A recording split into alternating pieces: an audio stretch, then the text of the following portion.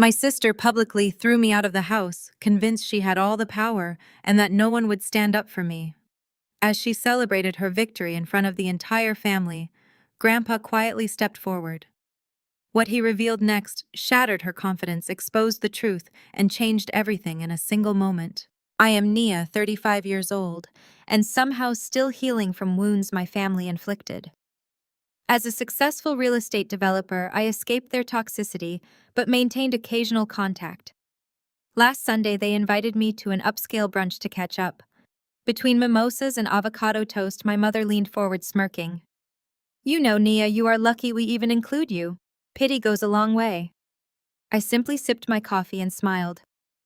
That night, I logged in, disabled every family credit account, and emailed my lawyer about selling the cabin. Before I continue this story, let me know where you are watching from in the comments below. Hit like and subscribe if you have ever had to stand up to family who underestimated your worth.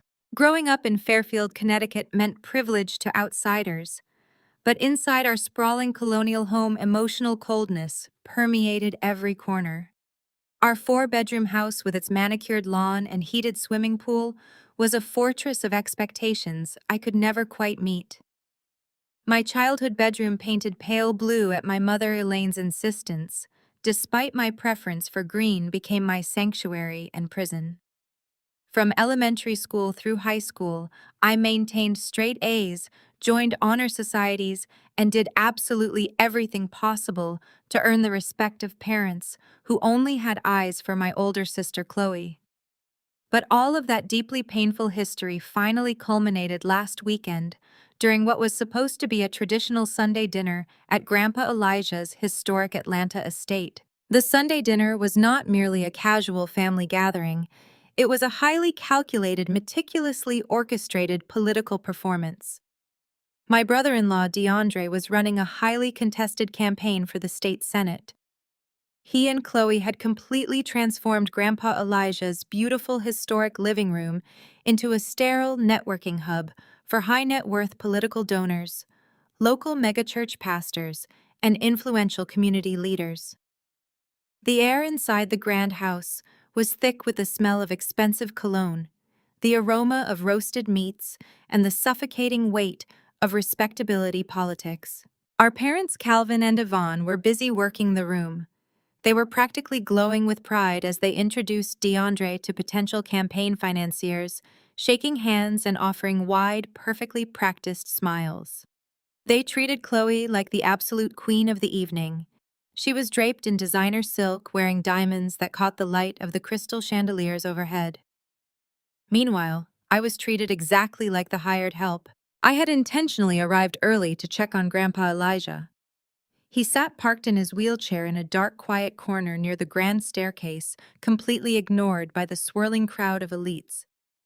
At 78 years old, the man who had built a massive, highly lucrative commercial logistics and real estate empire from the ground up during the 1970s was now putting on a brilliant performance of his own.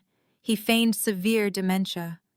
He let his head droop down to his chest and allowed his eyes to stare blankly ahead at the wall. My family assumed he was completely oblivious to his surroundings. They talked over him, ignored his needs, and occasionally used him as a convenient prop to demonstrate their supposedly strong family values to the visiting political donors. But I knew the absolute truth. Behind that vacant, cloudy stare, Grandpa Elijah possessed a mind as sharp as a steel trap. He was silently observing every single greedy, manipulative move his children and grandchildren made in his house. I was quietly arranging a silver tray of intricate, expensive appetizers, deliberately trying to stay out of the way of the wealthy guests when Chloe spotted me from across the room. She held a glass of expensive champagne in one hand and had a wealthy real estate investor clinging to her other arm. I could immediately see the malicious, familiar glint in her eyes. She hastily excused herself from the donor and marched directly toward me, her designer heels clicking aggressively against the polished hardwood floor. As I turned around to place the heavy tray on the buffet table, Chloe deliberately shoved her shoulder hard against mine. The impact was violent and entirely intentional. The heavy silver tray slipped from my grasp, crashing to the floor with a deafening metallic clatter. gourmet appetizers scattered everywhere across the expensive Persian rug.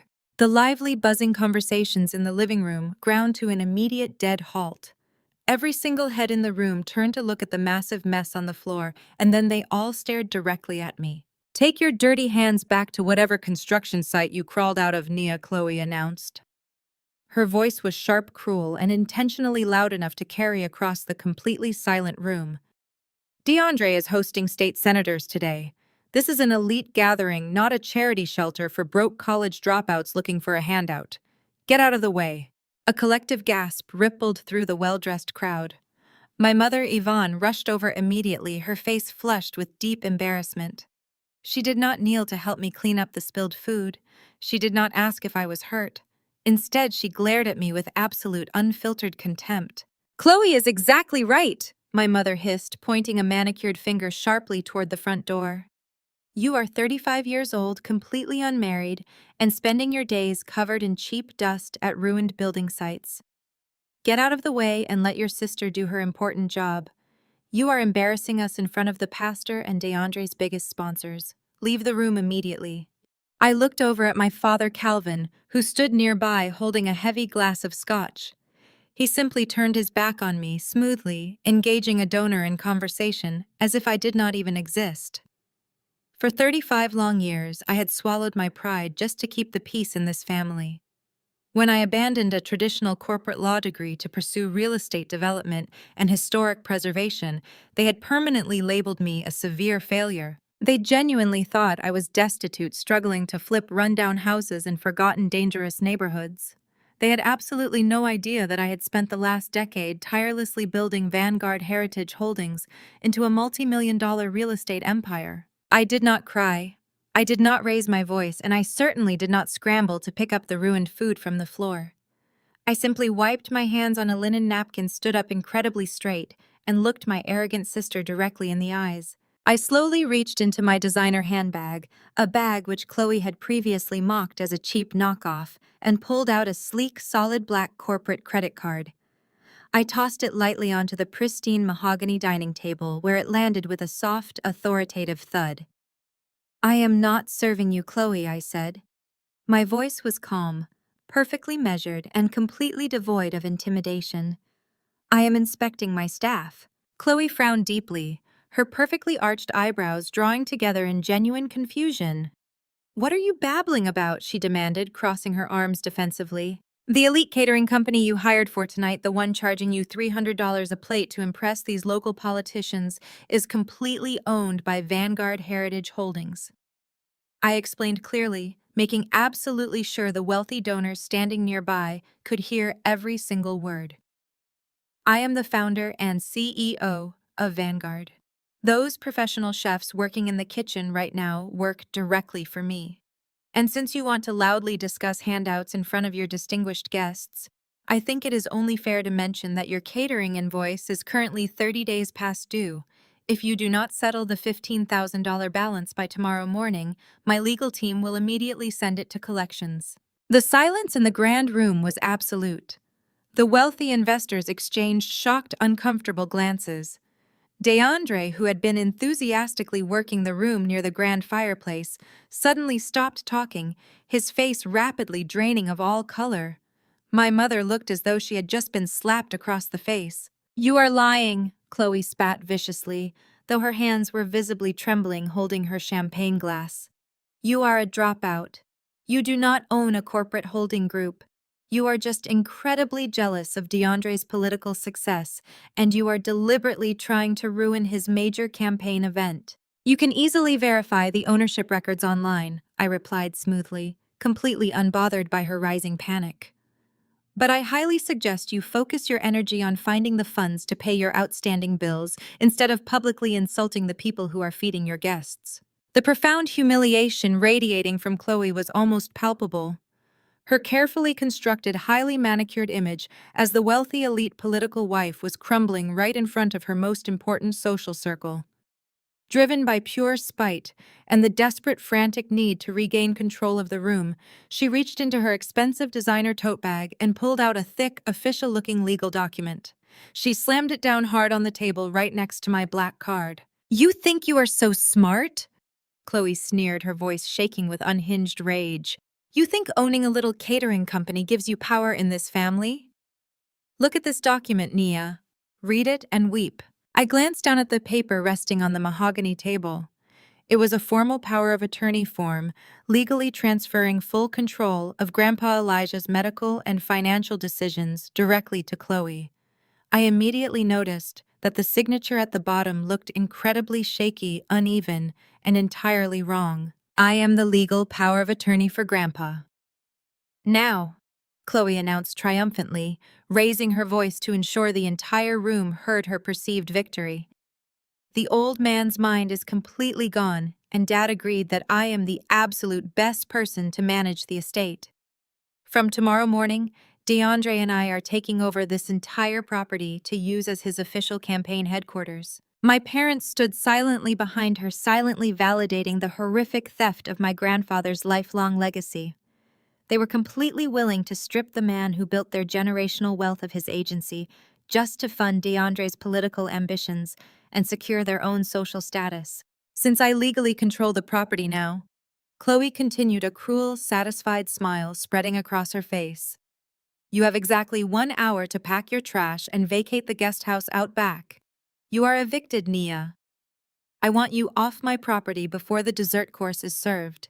The sheer staggering audacity of her statement hung heavily in the air. She thought she had just delivered a fatal, crushing blow. She genuinely believed she had stripped me of my home, my basic dignity, and my entire connection to the family. She expected me to beg to cry, or to lose my temper and prove her false narrative that I was an unstable emotional failure. Instead, I casually picked up my black corporate card, slipped it back into my handbag, and smiled warmly. I will gladly pack my things, Chloe, I said softly, leaning in just slightly. I just hope you and DeAndre have enough campaign funds remaining to cover the property taxes on this massive estate. They are quite steep this time of year. I turned my back on my furious sister, my stunned parents, and their crowd of shocked guests. I walked slowly and deliberately across the grand living room, my heels echoing rhythmically in the quiet, tense space. As I approached the grand staircase, I passed Grandpa Elijah.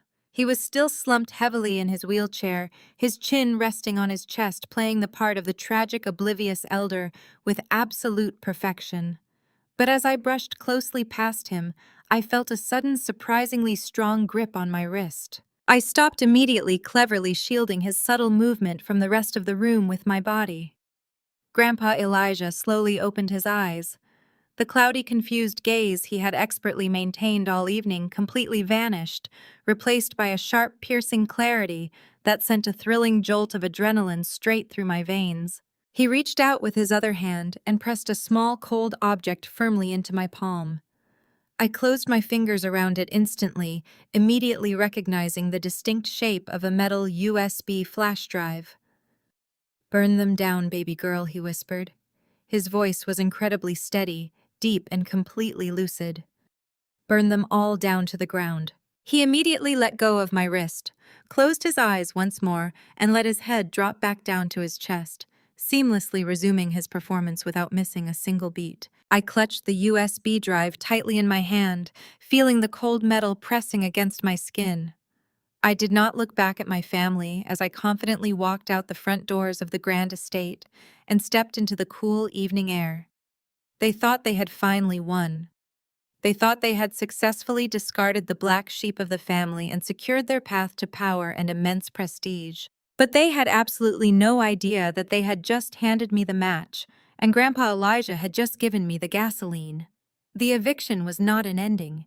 It was merely the beginning of a meticulous, devastating dismantling of everything they held dear. The heavy oak door of the guest house slammed shut behind me.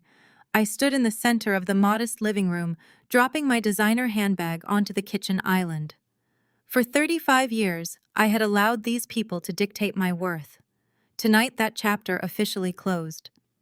I reached into my pocket and pulled out the small metal USB drive Grandpa Elijah had pressed into my palm. Its silver casing felt cold against my skin. I securely tucked it into the hidden zippered compartment of my leather travel duffel. I needed to move fast. I walked into the bedroom and began pulling my tailored blazers and silk trousers from the closet. I folded them with absolute precision, refusing to let the chaos of the main house dictate my movements. My parents thought I lived in this small guest house because I was a broke failure. In reality, I lived here to keep a close eye on Grandpa Elijah and to quietly protect the historic estate from falling into complete disrepair under my parents' negligent, greedy watch. Before I could grab my toiletry bag from the bathroom, the front door violently burst open. The hinges groaned as the heavy wood struck the wall. My mother Yvonne marched into the living space, her face twisted into an ugly mask of pure outrage. My father Calvin followed closely behind her, his jaw tightly clenched, his expensive designer suit looking suddenly very restrictive on his rigid frame. They did not come to comfort their daughter after she was publicly humiliated and unlawfully evicted. They came to do what they always did: damage control. "What is fundamentally wrong with you?" Nia Yvonne demanded, her voice echoing shrilly off the vaulted ceiling. She pointed a trembling, manicured finger at me as I calmly emerged from the bedroom holding a stack of neatly folded clothes. I placed my clothes into the duffel bag without breaking eye contact. "I am packing, Mother." Just as the new legal head of the family requested. "Do not play smart with me," Yvonne snapped. Stepping closer, the strong scent of her designer perfume filling the small room and making the air feel thick and suffocating. "You deliberately embarrassed your sister in front of the most powerful people in Atlanta. Your sister is going to be a senator's wife. She is building a real respectable legacy that elevates this entire family and puts us in the rooms we belong in. And what do? You throw a childish temper tantrum over some catering appetizers. You have been a massive disappointment since you threw away your prestigious law degree to play with bricks and dirt. Stop being so incredibly jealous of Chloe and leave this property quietly before you do any more permanent damage to DeAndre's campaign." I slowly zipped the first compartment of my duffel bag. The absolute delusion was staggering. Yvonne genuinely believed that wearing a hard hat and managing a commercial development firm was somehow beneath the dignity of our family name.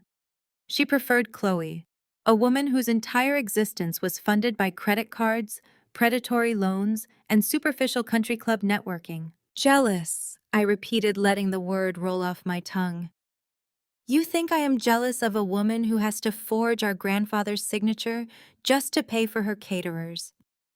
You think I envy a life built entirely on debt and desperately seeking the approval of strangers?" Calvin stepped forward, puffing out his chest in a pathetic display of patriarchal authority. "Do not speak about your sister that way. Chloe has secured the legal right to manage this estate because Elijah is no longer mentally fit. We all agreed to this transition of power. It is what is best for the family assets.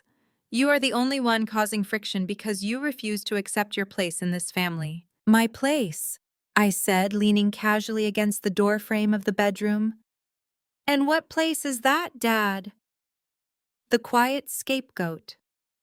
The invisible failure. You can parade around to make Chloe look better by comparison. The one you expect to sit silently in the background while you steal everything your own father spent 50 years building. I know exactly what is happening here, and it has absolutely nothing to do with Grandpa Elijah's mental fitness." I walked toward the kitchen island, forcing Calvin and Yvonne to turn and face me. I did not raise my voice. I did not need to. The raw facts were lethal enough on their own. "You are kicking me out so DeAndre can use this historic estate as campaign collateral, aren't you?" I stated, watching Calvin's eyes widen slightly in sudden realization. Political campaigns are expensive, and DeAndre is burning through cash faster than he can collect donations. His poll numbers are dropping, and his advertising budget is completely empty. Chloe needs the main house empty, so she can bring in the bank appraisers next week without me asking uncomfortable questions. Yvonne scoffed, crossing her arms defensively over her chest. "That is none of your business. Chloe and DeAndre have a brilliant financial strategy.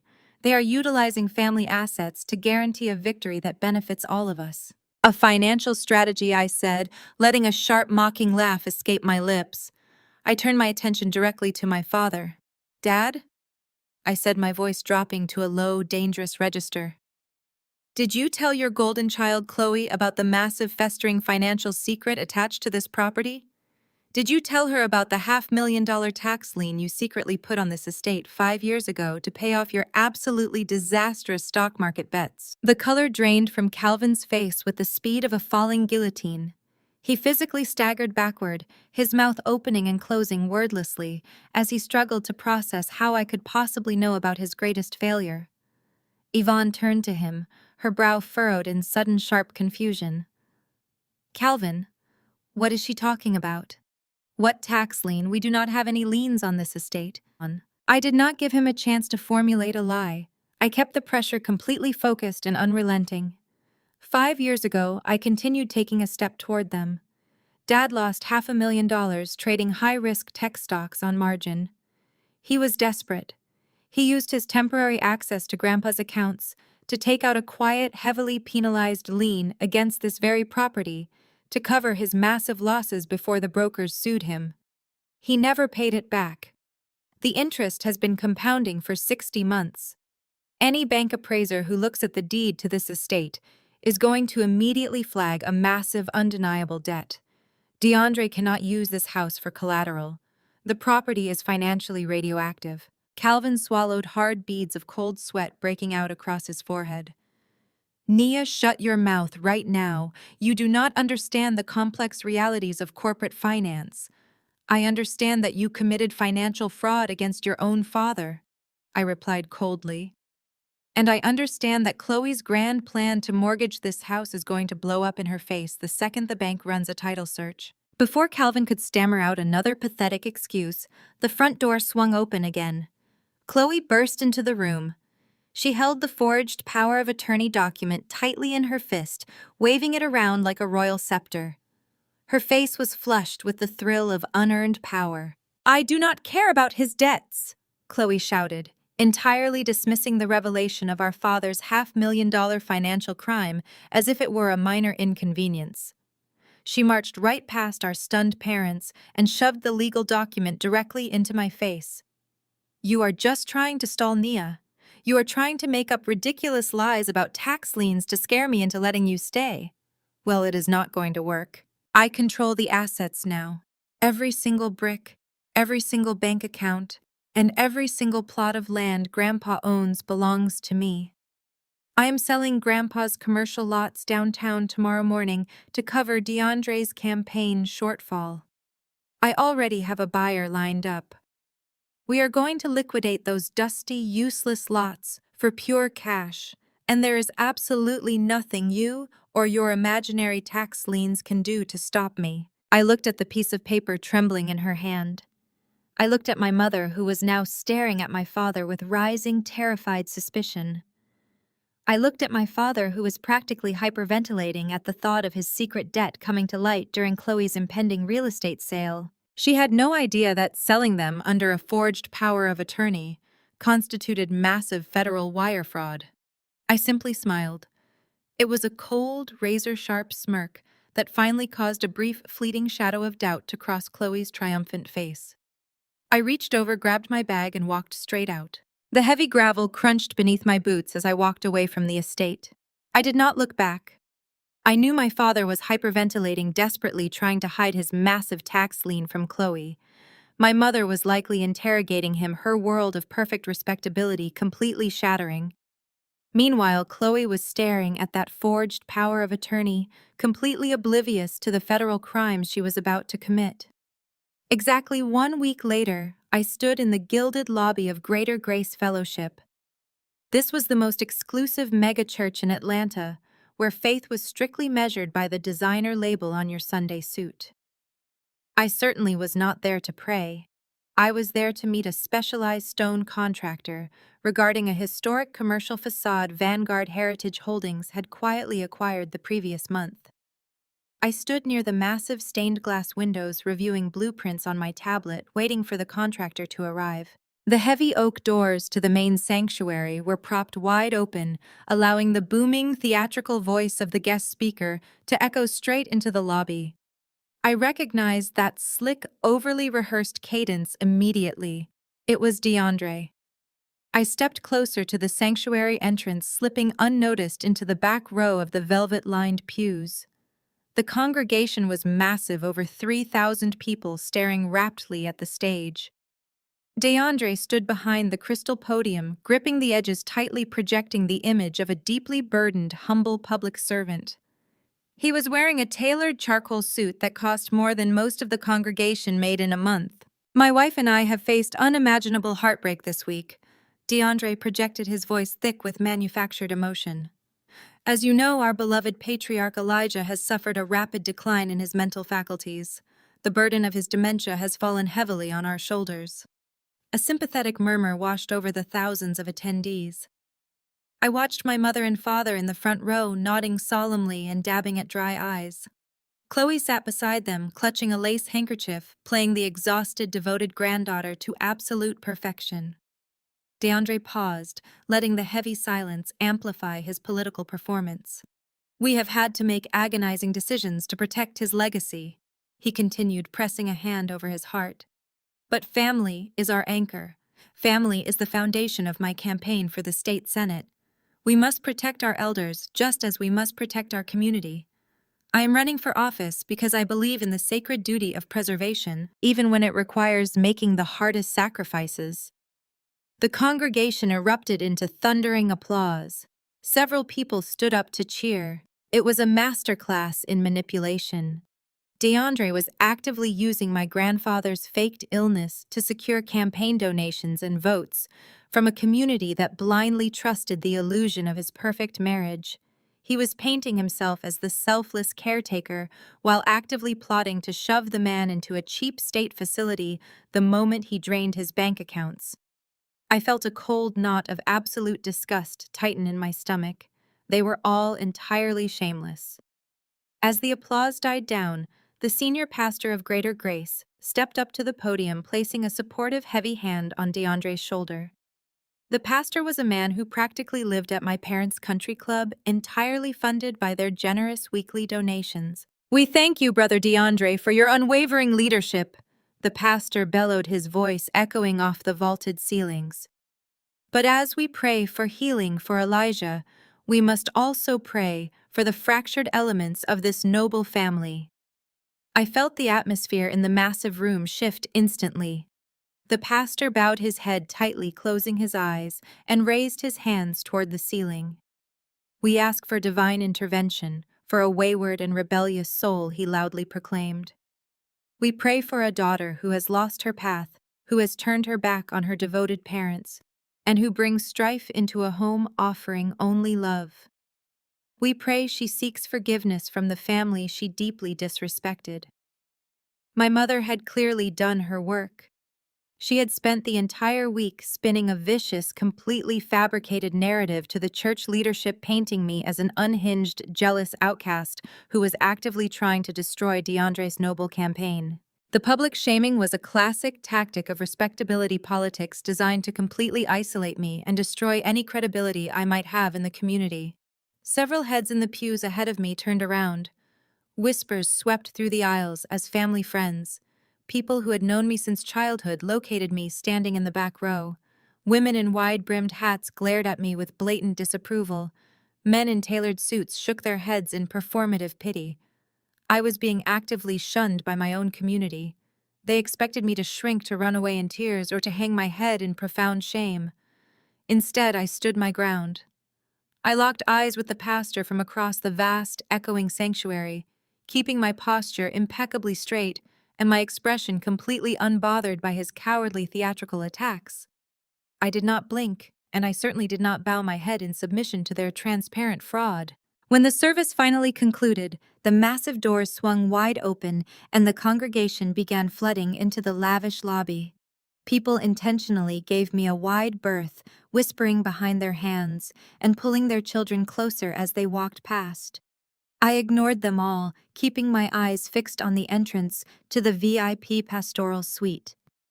10 minutes later, DeAndre emerged, adjusting his expensive silk tie and smiling smugly.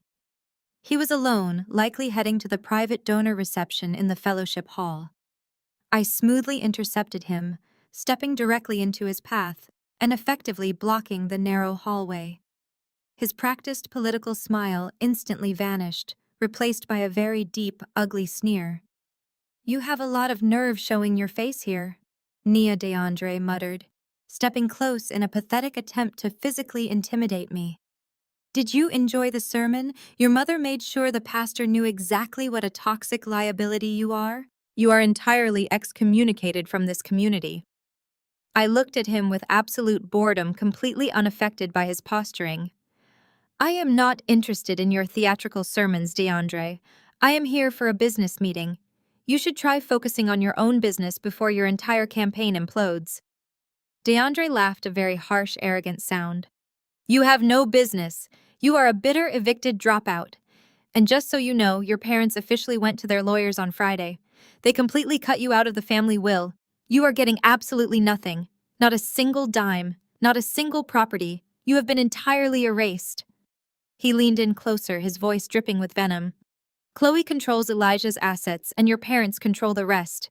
You are a nobody, Nia. You have no power, no money, and no family. Get out of my way before I have church security throw you out." I did not move a single inch. I tilted my head, examining the arrogant, sweating man standing in front of me. "Be very careful, DeAndre," I said, my voice dropping to a dangerously quiet pitch that forced him to stop and listen. A politician running on a strict family values platform should not be funneling undocumented campaign donations into offshore gambling accounts in the Bahamas. DeAndre's arrogant smile instantly evaporated. His jaw slackened and the color rapidly drained from his face, leaving him looking sickly and pale. The sudden absolute panic in his eyes was glorious to witness. "What are you talking about?" he stammered, his voice suddenly weak and completely devoid of its previous bluster. "You do not know anything at all. You are just making up desperate lies." I stepped closer, entirely invading his personal space. "I know that you owe $300,000 to a very unpleasant syndicate in Nassau," I whispered coldly. "I know you took a highly illegal bridge loan yesterday to cover those massive losses. And I know you forged my father's signature as a guarantor because Chloe did not have the authority to mortgage the estate. You are drowning, DeAndre, and you are taking my very foolish parents down with you." Before he could formulate a single defensive word, my cell phone vibrated sharply in my hand. I held his terrified gaze and answered the call. It was my lead corporate attorney. "Nia," my attorney stated, her voice crisp and urgent over the secure line. "Your sister Chloe just listed Elijah's downtown commercial lots for sale on the private market. She bypassed the standard waiting periods, trying to liquidate everything fast for pure cash." I kept my eyes locked directly on DeAndre's sweating, horrified face.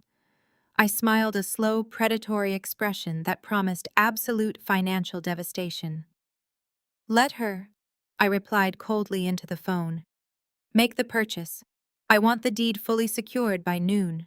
I ended the call with my lead attorney and stepped out of the suffocating, hypocritical atmosphere of the church lobby. Leaving DeAndre pale and trembling in my wake felt deeply satisfying, but the real work was just beginning. Within 20 minutes, my private driver pulled up to the sleek, ultra-modern high-rise in downtown Atlanta that housed Vanguard Heritage Holdings. As I walked through the towering glass doors and rode the private elevator up to the penthouse executive suite, I allowed myself a momentary reflection on the absolute absurdity of my family's delusions. They genuinely believed I spent my days covered in dust, begging for scraps at rundown construction sites. In reality, I was the founder and chief executive officer of one of the most aggressive and successful commercial real estate firms in the Southeast. Vanguard occupied the entire top floor, a sprawling expanse of floor-to-ceiling windows, polished concrete, and brushed steel. My team of 50 brilliant attorneys, architects, and financial analysts operated like a finely tuned machine, acquiring and preserving historic commercial districts that people like DeAndre and Chloe wanted to bulldoze for cheap political points. I walked past the bustling bullpen of analysts and entered my private corner office. The panoramic view of the Atlanta skyline served as a constant reminder of exactly what I had built, while my family was busy tearing me down. I had barely taken my seat behind my massive marble desk when my lead acquisitions attorney Marcus walked in holding a sleek digital tablet. "We have Chloe's real estate broker on the line," Marcus said, tapping the screen. "He is completely unaware of our connection to you. He thinks Vanguard is just another faceless corporate holding group with deep pockets. He is pushing aggressively for a same-day cash closing on Grandpa Elijah's commercial lots." I gestured for Marcus to put the call on the office speakerphone. The broker sounded frantic, speaking with the rapid, breathless cadence of a man who was promised a massive commission for an impossible turnaround time. "My client is highly motivated," the broker insisted, his voice echoing through my pristine office. "These are prime downtown lots. She is asking for $3 million, but she is willing to entertain a slightly lower offer if your firm can bypass the standard 30-day due diligence window and wire the funds by this afternoon." I muted the microphone and looked at Marcus. $3 million is already a severe undervaluation of those properties," I said softly. "She is practically giving away Grandpa Elijah's legacy just to cover DeAndre's political and gambling debts. It is pathetic."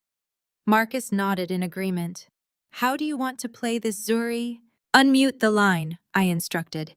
Marcus tapped the screen. "Tell your client that Vanguard Heritage Holdings does not rush due diligence for anyone," Marcus stated firmly, following my silent cues. "Furthermore, $3 million is entirely out of the question for a rushed, unverified cash deal. We will offer exactly $800,000. Take it or leave it now." The broker actually gasped audibly and sharply through the speaker. $800,000. That is practically daylight robbery. The land alone is easily worth 4 times that amount. My client will never accept such an insulting fraction of the value." I signaled to Marcus to cut him off. "Then we withdraw our interest completely," Marcus said coldly. "Have a very good day." "Wait!" the broker shouted desperately before Marcus could terminate the call. "Give me exactly 5 minutes to speak with my client. Do not withdraw the offer." I smiled a cold, calculating smile. Chloe was completely cornered. She needed massive amounts of cash instantly to save her husband's collapsing campaign and pay off the illegal bridge loan they had taken out against Grandpa Elijah's estate. Exactly 4 minutes later, the broker returned to the line, his voice heavy with defeat. "My client accepts the $800,000. She said to draw up the contracts immediately." I ended the call and let out a sharp, incredulous laugh. Chloe was so blinded by her own greed and desperation that she had just sold millions of dollars in generational wealth for absolute pennies. But the true trap had yet to be sprung. "Send the purchase agreement to escrow," I told Marcus. "But before we authorize the wire transfer, I need to personally review every single document Chloe submitted to the title company to justify her legal right to sell." 10 minutes later, Marcus placed a thick physical file folder on my desk. Inside were the copies of the escrow documents, including the power of attorney Chloe had flaunted in my face at the guest house. I did not need a forensic expert to see what was glaringly obvious. The signature at the bottom of the power of attorney was a blatant, sloppy forgery. I stared at the looping, jagged letters that were supposed to spell Grandpa Elijah's name. The pressure marks were entirely uneven, indicating someone tracing slowly over an existing image rather than signing with natural fluid motion. The slant of the letters leaned heavily to the left, whereas my grandfather's signature always stood perfectly upright. Chloe had not even bothered to hire a professional. She had likely traced it against a window or used a cheap software program to replicate a signature from an old birthday card. It was an insultingly lazy attempt at a major financial crime. I immediately summoned my entire senior legal team into my office. "We are not just buying a property today," I announced to the room of sharp, attentive lawyers. "We are building a federal case." I directed my team to begin compiling a massive, ironclad binder of evidence.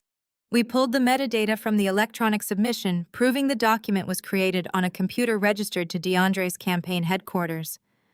We cross-referenced the forged signature against decades of Grandpa Elijah's authenticated legal filings. We drafted formal affidavits outlining the timeline of Chloe's desperate attempt to liquidate the assets. This was no longer a simple family dispute over a house. Chloe was committing federal wire fraud by using electronic communications to facilitate a criminal transaction. She was committing grand larceny by selling highly valuable assets she did not legally own. Every single document my team added to the growing black binder tightened the invisible noose around my sister's neck. But sitting in my quiet, controlled office, meticulously structuring their total legal and financial ruin, I had never felt more calm or more powerful. I watched the clock on my wall tick toward noon. The escrow company sent the final confirmation. Chloe had signed the closing papers. The fraudulent transaction was officially complete, leaving a permanent, undeniable paper trail leading directly to her. The trap had officially and permanently slammed shut. The profound silence of my office was suddenly shattered by the sharp ringing of my private cell phone. I glanced at the screen and saw my mother's name flashing brightly. Yvonne rarely called my private number unless she needed a scapegoat to blame for one of Chloe's inevitable disasters. I picked up the phone, letting the silence stretch for a moment before I spoke. "Hello, Mother." "Zuri, you need to listen to me very carefully," Yvonne demanded, her voice shrill and vibrating with an ugly, frantic energy. "DeAndre's campaign is dangerously short on cash right now. The property sale Chloe arranged is inexplicably delayed in escrow, and they need immediate liquid funds to pay the event staff for the massive gala tonight. The caterers are threatening to walk out." I leaned back in my ergonomic leather chair, looking out over the Atlanta skyline. "And why exactly are you calling me about this? I know you have a few $1,000s saved up from your little construction jobs," Yvonne sneered, her tone dripping with the usual condescension and disgust. "You live rent-free in our guest house, so you have no real expenses. I demand that you transfer every single cent of your savings into DeAndre's campaign account immediately. Consider it a late rent payment. Consider it an apology for your disgraceful behavior on Sunday. I do not care how you frame it. Transfer the money right now, or you are officially dead to this family. You will never set foot on our property again." "Oh, so, I see." I stared at the binder of federal evidence sitting on my desk, containing the exact documents that proved I now owned the very properties they were trying to steal. My mother was threatening to disown me over a few thousand imaginary dollars, completely oblivious to the fact that I held the entire financial fate of their lives in the palm of my hand. Every single brutal insult she had ever hurled at me, every single time she had chosen Chloe over me, flashed rapidly through my mind in vivid detail. I took a slow, measured breath, preparing to deliver the cold response that would permanently sever my emotional ties to them forever. "I will not transfer a single cent to DeAndre or Chloe," I said into the receiver. My voice was perfectly flat, an impenetrable wall of absolute finality. "I am not a charity fund for your golden child's failing husband, Mother.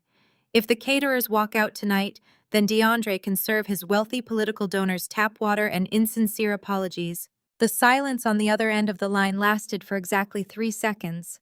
Then Yvonne erupted. The polished country club facade completely dissolved, revealing the vicious, resentful woman hiding beneath the expensive silk blouses and pearl necklaces. She shrieked into the phone, her voice cracking with an unhinged, feral rage that forced me to hold the receiver an inch away from my ear. "How dare you speak to me like that?" Yvonne screamed, hurling decades of venom directly at my head. "You selfish, ungrateful wretch. You have always been nothing but a stubborn burden to this family.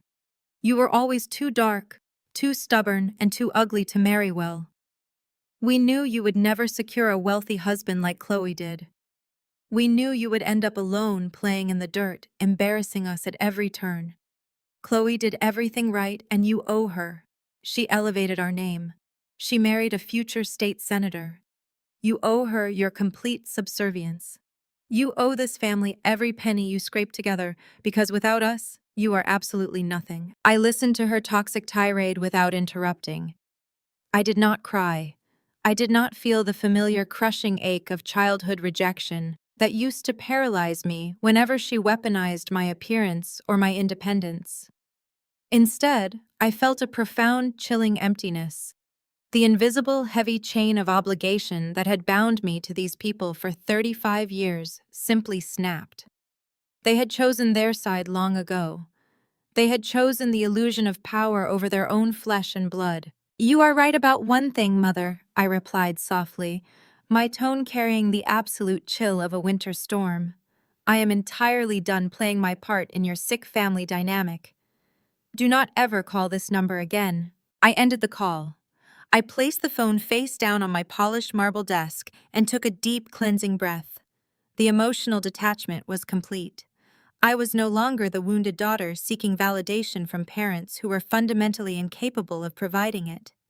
I was the chief executive officer of Vanguard Heritage Holdings, and I was about to surgically dismantle their entire fraudulent empire. While Yvonne was busy screaming at me over the phone, demanding my imaginary meager savings, DeAndre was in a state of absolute sweating panic across town. My intelligence network within the Atlanta financial sector was vast, and my analysts had been tracking his frantic movements all morning. DeAndre was completely out of options. The $300,000 debt he owed to the offshore gambling syndicate in Nassau was due immediately, and the collectors were no longer accepting his smooth political promises. Chloe's rushed under-the-table sale of Grandpa Elijah's downtown commercial lots was supposed to provide his salvation, but that money was deliberately stalled in escrow by my legal team. Driven by pure desperation and the terrifying reality of his impending physical and political destruction, DeAndre made a fatal, unrecoverable error. He completely bypassed Chloe and her forged power of attorney. Instead, he approached a shadow lender, a predatory private equity firm known for issuing high-interest short-term bridge loans to desperate clients with no questions asked. DeAndre leveraged the entirety of Grandpa Elijah's historic estate as collateral for an immediate cash injection. Because he lacked the legal authority to encumber the property, DeAndre committed his own brazen act of federal fraud. He forged my father Calvin's signature as the primary guarantor on the loan documents. The sheer audacity of the crime was staggering. The family was literally cannibalizing itself out of pure, unfiltered greed. Chloe was forging Grandpa Elijah's name to sell his commercial lots. Calvin had secretly placed a massive tax lien on the estate years ago to cover his own stock market failures. And now DeAndre was forging Calvin's signature to mortgage the very same property to pay off illegal gambling debts. They were a circle of thieves blindly stealing from one another while the ship rapidly sank. I sat at my desk watching the digital readouts on my dual monitors, track the incoming data from our escrow officers and financial acquisitions team. The intricate web of lies my family had constructed was collapsing under its own massive weight. They had built a house of cards on a foundation of deceit, and I held the match that would burn it all down to the ash. My office door swung open with a soft, authoritative click. Marcus, my lead acquisitions attorney, strode into the room holding a thick-bound stack of freshly printed legal documents. His expression was a mixture of absolute professional triumph and grim satisfaction. He placed the heavy binder directly in the center of my desk, aligning it perfectly with the edge of the leather blotting pad. "We have them," Zuri Marcus announced, his voice carrying the thrill of a flawless victory. "The trap is completely sealed. Chloe just signed the closing papers for the commercial lots. The money has been transferred, and she committed federal wire fraud. We have her signature, her digital footprint, and the IP address from DeAndre's campaign headquarters. The federal indictment practically writes itself." I opened the heavy binder, trailing my index finger over the crisp ink of the purchase agreement. I now legally owned the commercial lots they had tried to steal. "What about DeAndre?" I asked, not looking up from the pages. Marcus smiled, pulling a separate red folder from beneath his arm and dropping it next to the first binder. "DeAndre took the bait perfectly. When the funds from Chloe's sale did not hit his account fast enough to pay off his syndicate handlers, he panicked. He took out a massive predatory bridge loan against your grandfather's estate. He forged your father Calvin's signature as the sole guarantor. And the debt," I prompted, turning my gaze to meet his. "Acquired." Marcus confirmed, tapping the red folder. Vanguard Heritage Holdings maintains several anonymous subsidiary investment arms for exactly this type of aggressive acquisition. The predatory lender DeAndre used is highly motivated by fast liquidity. We approached them an hour ago and offered to buy the debt outright at a 20% premium. They transferred the loan originations to our subsidiary without a second thought. We also just bought the debt on DeAndre's bridge loan. Because DeAndre immediately defaulted on the stringent ethical clauses of the contract by committing forgery, the loan is instantly callable. You now hold the mortgage to Elijah's estate. You are officially their landlord, their creditor, and their absolute worst nightmare. I leaned back in my chair, absorbing the absolute magnitude of the moment. My family had spent my entire life trying to make me feel incredibly small. They had evicted me, humiliated me in front of wealthy donors, and tried to strip me of my inheritance and my dignity. They had underestimated my intelligence, dismissed my career, and mocked my appearance. They thought I was a helpless, wayward soul they could easily discard when I was no longer a convenient prop for their false narrative of perfection. Instead, I had quietly built an empire. I had outmaneuvered them at every single turn. I had let their own insatiable greed guide them directly into an inescapable legal and financial prison of my own design. I now owned the properties Chloe tried to steal. I held the mortgage DeAndre fraudulently secured. I possessed the evidence of Calvin's secret tax lien. I had everything I needed to dismantle their lives completely. I slowly closed the heavy legal binders, the sound echoing with a satisfying thud in the quiet expanse of my penthouse office. I looked at the sleek silver watch secured around my wrist. It was exactly 4 o'clock in the afternoon. The massive, extravagant campaign gala DeAndre and Chloe were hosting to secure their political future was scheduled to begin in exactly 3 hours. The catering staff they could barely afford would be setting up the crystal champagne flutes. The wealthy donors they were desperately trying to impress would be putting on their expensive tuxedos and designer gowns.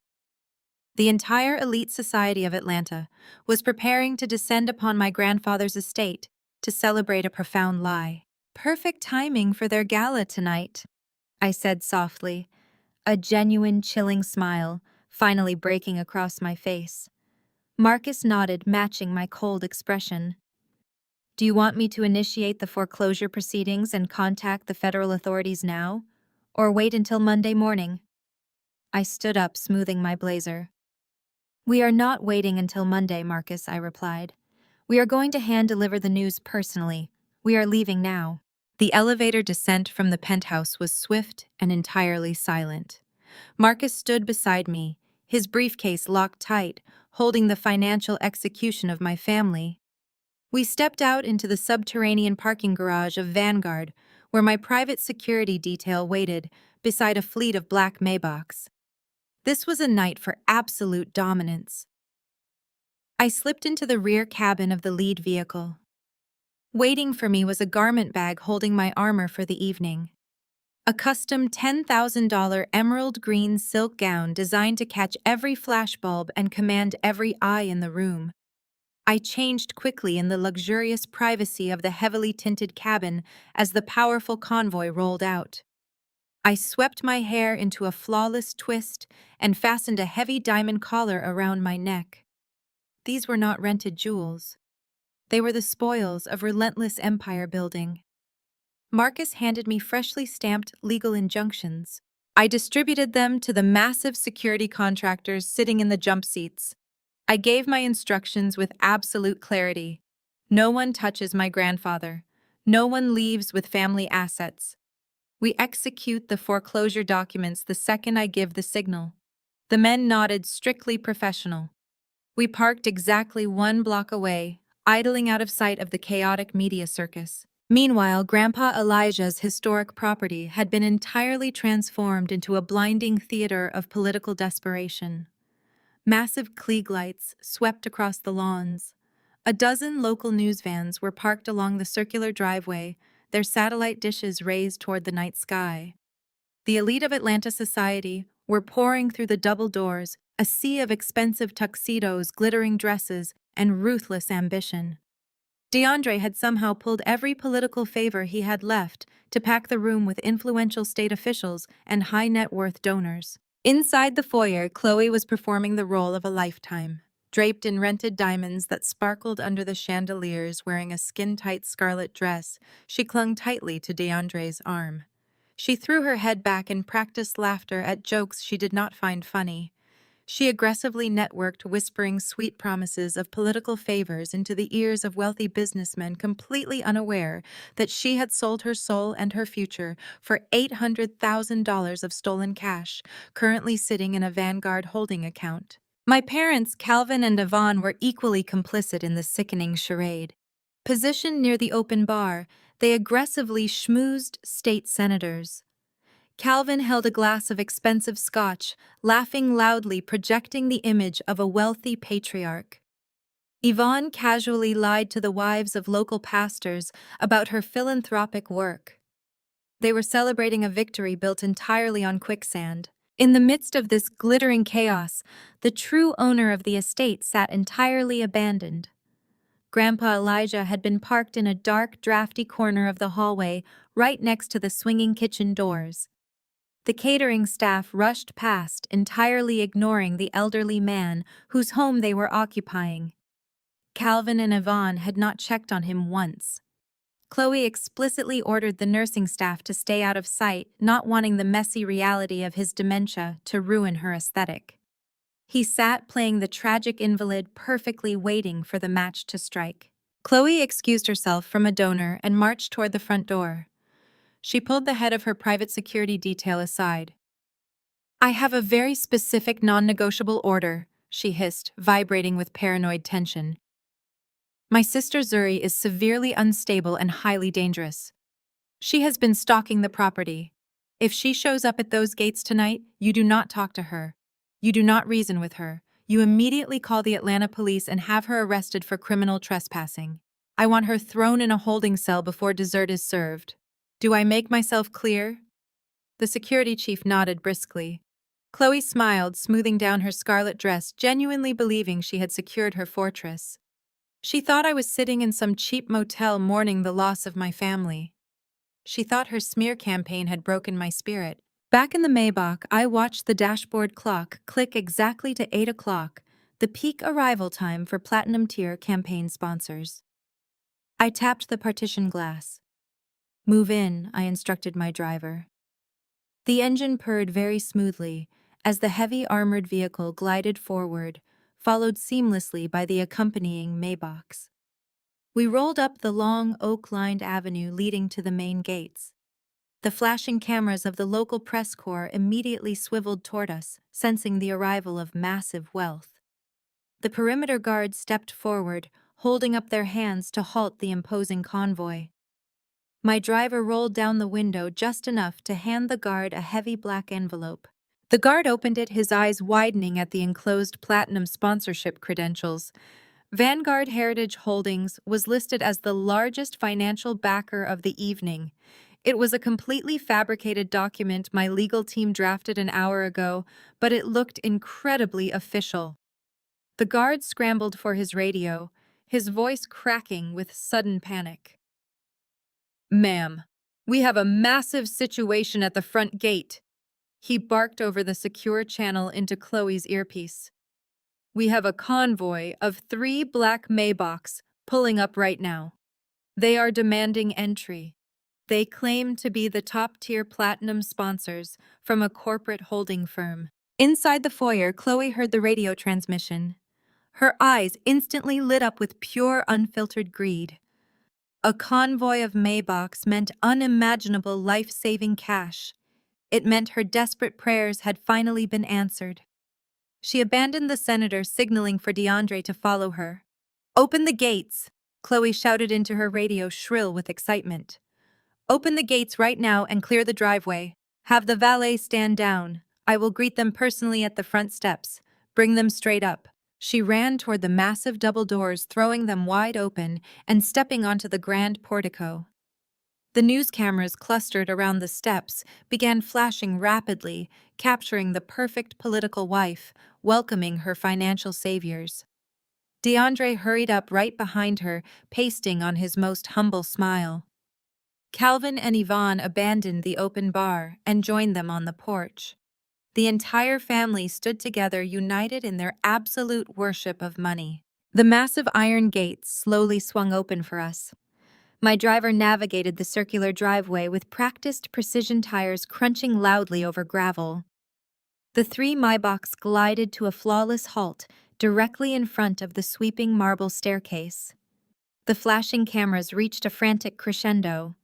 The crowd of elite donors pressed against the windows, eager to see which billionaire had arrived to save DeAndre's sinking ship. Chloe beamed, radiating absolute triumph.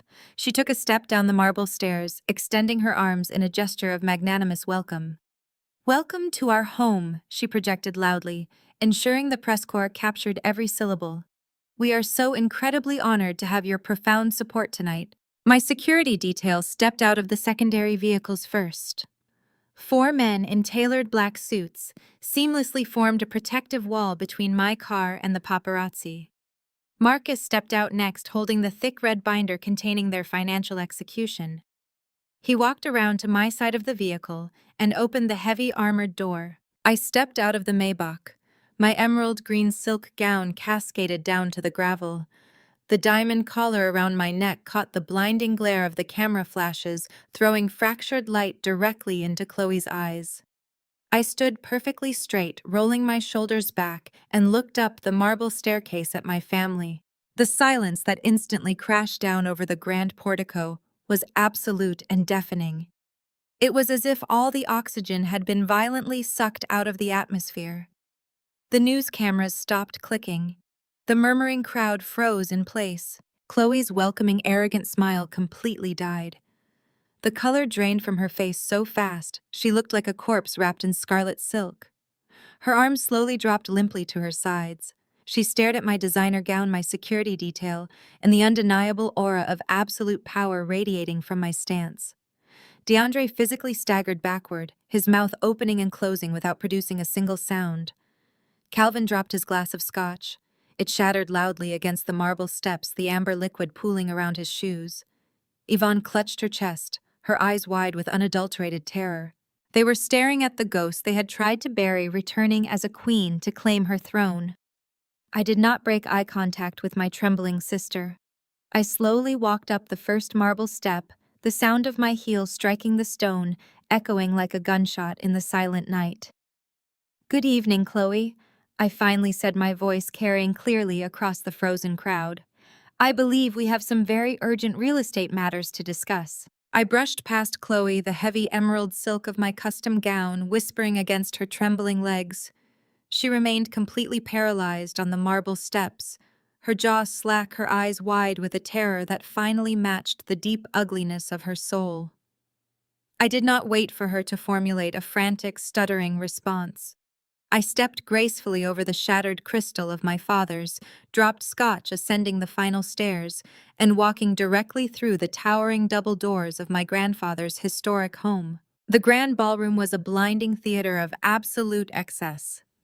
DeAndre and Chloe had spared no expense spending stolen money to rent towering arrangements of imported white orchids, draping the historic mahogany banisters in expensive silk ribbons, and hiring a string quartet that played softly in the corner. The room was packed shoulder to shoulder with the absolute elite of Atlanta. I recognized state senators, powerful real estate moguls, and wealthy political donors, whom my family had desperately courted for years. As I stepped into the radiant light of the massive crystal chandelier, the atmosphere in the room violently shifted. The low hum of affluent conversation abruptly died, replaced by a stunned electric silence. I did not hesitate. I walked forward, my chin held high, my posture projecting the absolute, undeniable authority I had painstakingly earned. The sea of expensive tuxedos and designer gowns naturally, almost magnetically parted for me. I walked through the center of the grand ballroom like Moses parting the Red Sea. My personal security detail flanked me with flawless military precision, creating an impenetrable wall of dark suits that dwarfed the wealthy guests scrambling to get out of my way. Out of the corner of my eye, I spotted him. Tucked away in a dark, drafty alcove near the swinging kitchen doors, entirely isolated from the glittering celebration, sat Grandpa Elijah. He was slumped in his wheelchair, wearing a faded cardigan, looking confused by the flashing lights and the sea of strangers occupying his cherished home. My heart fiercely tightened at the sight of his neglect. Calvin and Yvonne had pushed him into a shadow so his declining health would not ruin their perfect political aesthetic. I caught my grandfather's eye for a fraction of a second. He blinked, a faint spark of recognition cutting through his dementia. I offered him a slow, silent nod. I was taking our home back. Suddenly, the frantic, sharp clicking of designer heels echoed rapidly across the hardwood floor. Chloe had finally snapped out of her paralytic shock. She came tearing into the ballroom, frantically pushing past a group of wealthy donors, her scarlet silk dress catching on the edge of a catering table. She was hyperventilating, her chest heaving with rapid, shallow gasps. She desperately forced a grotesque, strained smile onto her face for the benefit of the staring politicians, but the muscles in her cheeks were violently twitching. Her eyes were completely wild, feral with the realization that she was entirely losing control of her meticulously crafted narrative. She intercepted me exactly in the center of the room. Chloe leaned in close, her expensive floral perfume entirely failing to mask the sharp, acrid scent of her mounting panic. She grabbed my forearm, her manicured acrylic nails digging painfully into my skin as she hissed through her terrifying frozen smile. "I told you to stay away from here!" Chloe spat, her voice vibrating with a venomous, unhinged rage that only I could hear. "Security, escort this vagrant off my property immediately." She threw her hand out, gesturing frantically toward the men in black uniforms stationed around the perimeter of the ballroom. Two estate guards instinctively took a step forward, reaching toward their communication radios. But before they could even cross the threshold of the dance floor, my personal security team moved. It was a flawless, intimidating blockade. My men smoothly stepped directly into the path of the approaching guards, crossing their arms over their broad chests. The sheer physical disparity was almost comical. The estate guards immediately froze, recognizing that any attempt to forcibly remove me would end in their absolute destruction. They slowly backed away, lowering their hands, completely surrendering their authority. Chloe gasped, her fake smile finally collapsing into an expression of profound, unadulterated horror. She looked frantically around the room, realizing that the very men she had hired to protect her were refusing to obey her direct commands. The wealthy donors and politicians were now openly staring, whispering behind their champagne flutes, watching the supposed golden child of the family entirely unravel in the center of her own political gala. A catering waiter, frozen by the sudden tension, happened to be standing to my left holding a silver tray. I calmly reached out and took a crystal flute of champagne. I took a slow, deliberate sip, letting the sparkling wine cool my throat, before I turned my gaze back to my hyperventilating sister. "Your property?" I asked softly, my voice carrying clearly across the absolute silence of the grand ballroom. I tilted my head, looking at her with a mixture of cold pity and victorious amusement. "Chloe, you really should have read the fine print on the catering event and security contracts you so eagerly signed for tonight." Her breath hitched. "What are you talking about?" she whispered, the remaining color draining rapidly from her face. "You thought you were dealing with a web of independent contractors," I explained, taking another casual sip of my champagne. "You hired Apex Event Solutions to provide the floral arrangements and the string quartet. You hired Sentinel Protection Services to guard the gates. You secured the bridge loan through a private equity firm that promised no questions asked. You are so blinded by your own desperate vanity that you never bothered to check the parent companies." I took a step closer, forcing Chloe to instinctively retreat. "I own Vanguard Heritage Holdings, Chloe. Apex Event Solutions is a wholly owned subsidiary of my firm. Sentinel Protection Services operates exclusively under my corporate umbrella. I employ these guards you are currently screaming at. I own the private equity firm that holds the fraudulent mortgage DeAndre signed using Calvin's forged signature. And as of 4 o'clock this afternoon, I officially own the commercial downtown lots you sold using a forged power of attorney." Chloe physically staggered backward, her hands flying to her mouth to stifle a sob.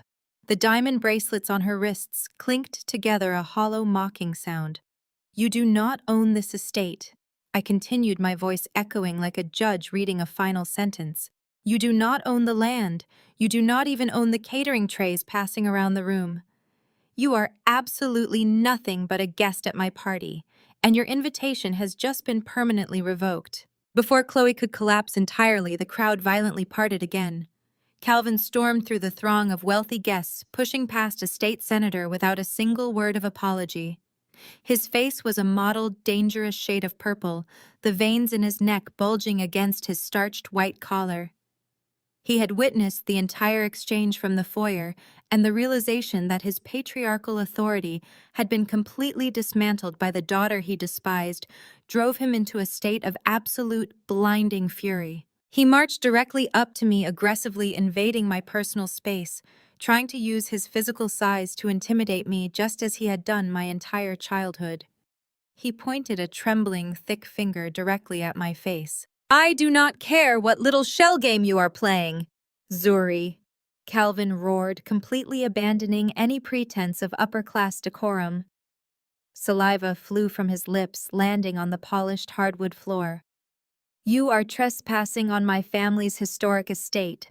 You have embarrassed us for the absolute last time. I am calling the chief of police right now to have you arrested and dragged out of here in handcuffs." He reached into the breast pocket of his expensive tuxedo, wildly pulling out his cell phone. He was shaking so violently with rage that he nearly dropped the device.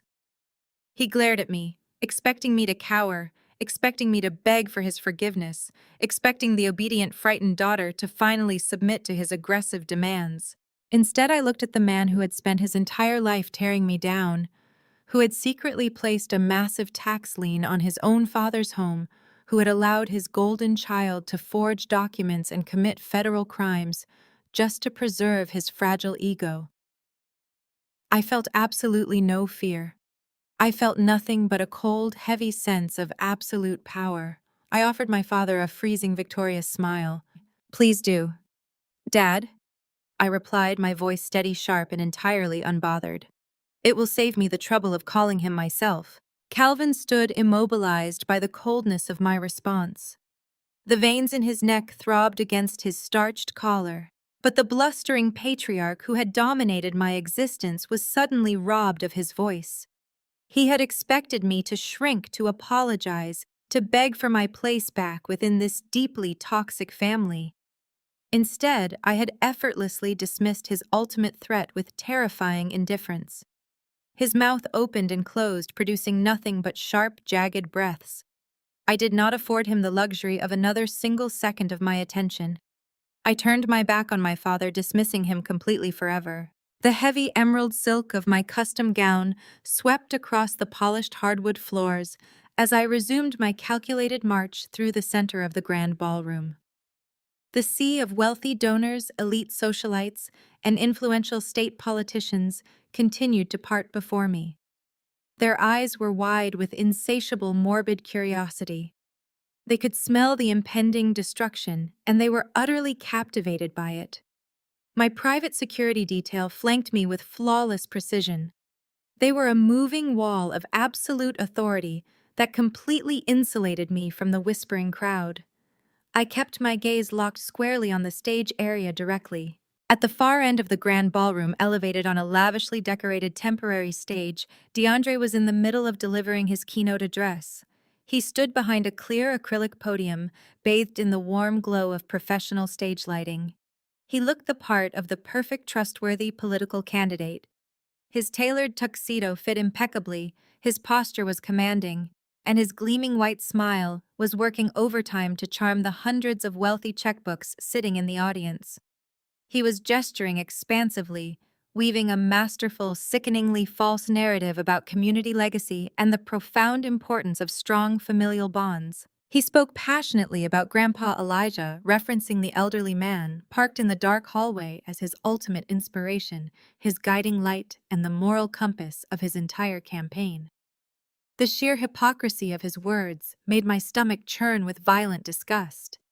He was standing in my grandfather's home, spending my grandfather's money and using my grandfather's sterling reputation to purchase political power, all while secretly planning to throw the man into a substandard state facility the moment the checks cleared. DeAndre was completely blind to the silent emerald green storm rapidly approaching the brightly illuminated wooden stage steps. I reached the base of the temporary stage without encountering a single ounce of resistance. The event staff and political aides hovering near the stairs took one look at my hardened expression and the imposing physical presence of my security team and immediately stepped backward, melting into the shadows. I placed my hand on the polished silver railing and began to ascend the stairs.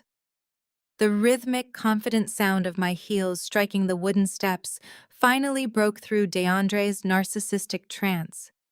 He paused mid-political sentence, his perfectly manicured eyebrows drawing together in mild annoyance at the completely unexpected interruption. He turned his head expecting to see a confused caterer or an overzealous campaign manager. Instead, his gaze locked directly onto me. The smooth, practiced political smile instantly vanished from his face, replaced by a look of profound, uncomprehending shock. He stared at my emerald gown, the diamonds resting against my collarbone, and the absolute chilling calmness radiating from my eyes. He blinked rapidly, desperately, trying to process how the woman he had always considered a pathetic, dusty failure had suddenly bypassed his heavy security and arrived looking like absolute royalty. He opened his mouth to speak, his panicked mind.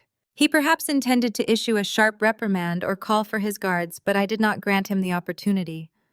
I stepped directly up to the acrylic podium, invading his carefully curated spotlight.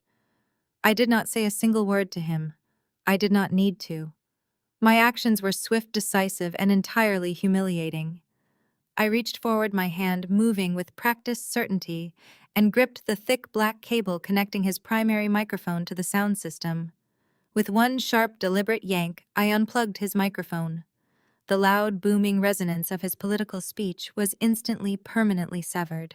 His voice was replaced by a jarring pop of static that echoed terribly across the massive ballroom.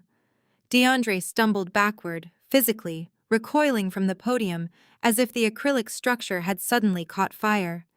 He looked down at the severed black cord resting in my manicured hand, his eyes wide with rising, uncontrollable panic.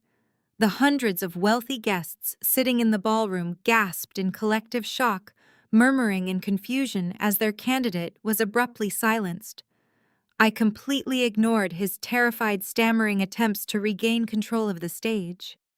I turned my back on his pathetic display without any hesitation. I walked purposefully toward the corner of the elevated platform where the event DJ sat behind a massive soundboard. The young DJ, wearing oversized headphones and a panicked expression, watched me approach like a deer caught in the headlights. My lead security guard stepped up beside me, silently crossing his massive arms. The DJ immediately raised his hands in a gesture of absolute surrender and hurriedly stepped away from his intricate equipment. I stepped up to the soundboard, my eyes quickly scanning the maze of sliders, dials, and digital displays. I located the primary auxiliary input port audio connection point. It was connected directly to the master speakers that surrounded the ballroom. I reached into the hidden pocket of my gown and retrieved my sleek smartphone. I plugged the auxiliary cable securely into the bottom of my device. I unlocked the screen, my thumb hovering over the audio file I had meticulously extracted from the encrypted USB drive I found hidden inside Grandpa Elijah's antique mahogany desk. This was the irrefutable, undeniable truth. This was the poison they had secretly whispered in the shadows, finally brought out into the blinding, unforgiving light of day. I pushed the audio master slider. I pushed the volume control all the way to its maximum limit. I took a deep, steadying breath, preparing to permanently detonate the fraudulent lives of the people who had tried to bury me. I pressed play. The audio recording hissed with a brief second of static before booming through the massive high-fidelity speakers with crystal-clear acoustic precision. Chloe's sharp, callous, and instantly recognizable voice echoed through the grand ballroom, bouncing violently off the crystal chandeliers and historic walls. Just double his sedatives so he signs the power of attorney. The old man is practically a vegetable anyway. The ballroom descended into a state of absolute horrifying silence. The clinking of champagne glasses ceased entirely. The elite of Atlanta froze paralyzed by the sheer cruelty of the words hanging heavily in the air. But the recording was not finished. DeAndre's smooth, arrogant baritone voice immediately followed, booming through the speakers with sickening clarity. "Once we get the money, we'll stick him in a state home. These church idiots will vote for me regardless." The reaction from the crowd was instantaneous and utterly catastrophic. The highly respected megachurch pastor physically dropped his gilded event program. He looked disgusted. The wealthy political donors, the men and women who had written massive checks based on DeAndre's fabricated family values, began pulling out their smartphones, rapidly recording the unfolding disaster. An angry, deeply offended murmur swept through the room, quickly escalating into a loud, undeniable chorus of outrage and profound, intense, unyielding revulsion right now. Near the open bar, Calvin and Yvonne stood perfectly rigid, looking exactly like they had just seen a terrifying, inescapable ghost. The pristine, untouchable illusion of their perfect golden child had vaporized. It left behind the ugly core of greedy souls laid entirely, completely bare tonight. On the stage, the reality of his total destruction finally crashed down on DeAndre. He was sweating profusely, thick beads of moisture rolling down his forehead, completely ruining his expensive camera-ready makeup. His chest heaved with frantic, terrified breaths. Driven by panic, he leaped across the stage toward the DJ booth. He lunged forward and ripped the auxiliary cord out of my phone. The audio cut off with a screech, but the damage had been inflicted. The truth was out. DeAndre scrambled across the platform, grabbing a microphone. He turned to face the crowd, highly agitated, fully, utterly ruined. His eyes were completely manic, and his voice was booming with a very unhinged desperation. He gripped the plastic microphone stand with both hands, his knuckles turning stark white under the intense stage lighting. The entire ballroom stared at him collectively, holding their breath, as he desperately tried to salvage the ashes of his meticulously crafted political empire. He shouted into the mic, "It's a fake! It's AI! My sister-in-law is a jealous, psychotic dropout who made a deepfake to ruin my career." He turns to Chloe for backup. "Show them the legal papers." "Chloe, show them. We are legitimate." Chloe physically flinched at the volume of her husband's terrified screaming. For a split second, the polished aristocratic mask slipped completely, revealing the cornered, desperate animal underneath. The flashing camera bulbs from the local press corps illuminated the sheer panic pooling in her eyes. But decades of absolute entitlement and blind arrogance possess a powerful momentum. She could not accept defeat. She refused to be publicly dismantled by the sister she had spent a lifetime treating like discarded trash. Chloe frantically ripped open the clasp of her diamond-encrusted designer purse. Her perfectly manicured nails scraped against the expensive leather as she dug blindly inside. She bypassed the lipsticks and mirror, her hands shaking violently until her fingers finally closed around the thick, folded parchment paper she had been carrying around like a political shield. She yanked the documents out of her purse, nearly tearing the edges in her manic haste. These were the finalized escrow papers, the deed of sale, and the heavily forged power of attorney she had used to liquidate Grandpa Elijah's commercial properties. She thrust her arm high into the air, waving the stark white papers frantically at the sea of bewildered journalists, stunned mega-church pastors, and horrified political donors. "I have the legal power of attorney!"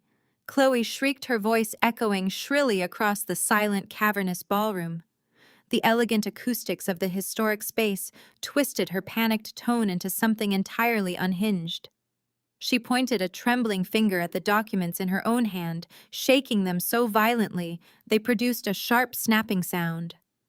"I sold my grandfather's commercial lots to a massive, highly legitimate corporate holding group yesterday afternoon. I secured the cash to protect this estate and secure our family's future. I am the one holding us together." She then turned her venomous gaze directly toward me, her face contorting with a desperate, ugly rage. She leveled her accusing finger at my emerald green gown. Zuri is nothing but a broke, bitter liar. She is a jealous, pathetic dropout who has spent her entire miserable life resenting my success. She engineered this entire disgusting stunt just to steal our shine and ruin DeAndre's big night because she has absolutely nothing of value in her own pathetic existence. Do not listen to a single word she says. Look at these papers. These papers are real. The money is real. We are saving this community. I did not yell. I did not raise my voice to match her hysterical pitch. I simply stood there absorbing the absolute pathetic nature of her final desperate defense. The massive crowd of Atlanta elites held their collective breath, their eyes darting rapidly between Chloe's frantic sweating display and my completely immobile ice-cold posture. Slowly, deliberately, I unclasped my own sleek velvet clutch. I reached inside and pulled out a tightly banded stack of heavy matte black business cards. The cards were bordered in metallic silver, embossed with a crisp, minimalist corporate logo. I did not look at Chloe. Instead, I gave a brief, silent nod to the towering leader of my personal security detail, standing at the base of the stage. He moved immediately, stepping forward with absolute military precision. He took the stack of black cards from my hand. He gestured to the three other heavily armed guards flanking the platform. They moved seamlessly into the front row of the frozen audience, moving directly toward the prominent journalists, the lead political correspondents, and the wealthiest donors who had bankrolled DeAndre's fraudulent campaign. The guards began silently distributing the black business cards, pressing the heavy cardstock directly into the hands of the bewildered media members. The journalists immediately flipped the cards over, reading the silver embossed text under the bright ballroom chandeliers. A collective audible wave of realization rippled through the front rows.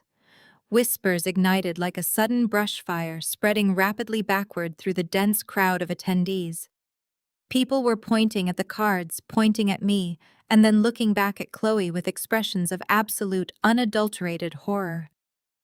I stepped forward, bypassing the disconnected DJ equipment, and picked up the secondary microphone resting on the backup soundboard. I flipped the power switch. The green indicator light flared to life. I raised the microphone to my lips. My voice, amplified through the massive venue speakers, dripped with absolute freezing ice. "Look at the buyer's name on that specific contract you are waving around, Chloe," I commanded. My tone was not angry. It was the clinical, detached tone of an executioner reading a final verdict. "Look at the exact corporate entity that wired those funds into your heavily monitored escrow account yesterday afternoon." Chloe froze. Her eyes darted down to the crumpled documents clutched in her trembling fist. She stared at the bold black ink identifying the acquiring party. Vanguard Heritage Holdings. I pointed a single steady finger directly at the black business cards now firmly gripped in the hands of the frantic reporters below the stage. "I am the sole founder and chief executive officer of Vanguard Heritage Holdings," I declared boldly, the absolute truth, striking the ballroom like a massive physical shockwave. "The entire corporate holding company belongs exclusively to me. I built it from the ground up while you were busy playing dress-up and mocking my existence. You did not sell those commercial properties to a faceless corporation to save this family, Chloe. You did not secure any future. You fell directly into a legally binding, heavily documented trap of my own design. You committed federal wire fraud by selling stolen family assets directly to me." The crowd gasped loudly in unison. Several of the elderly church members actually clutched their pearls, stumbling backward in pure shock. The journalists immediately began snapping photos of the business cards, then swinging their heavy camera lenses directly toward Chloe's horrified, bloodless face. The sheer scale of the deception, the absolute perfection of the corporate ambush hung heavy in the opulent air.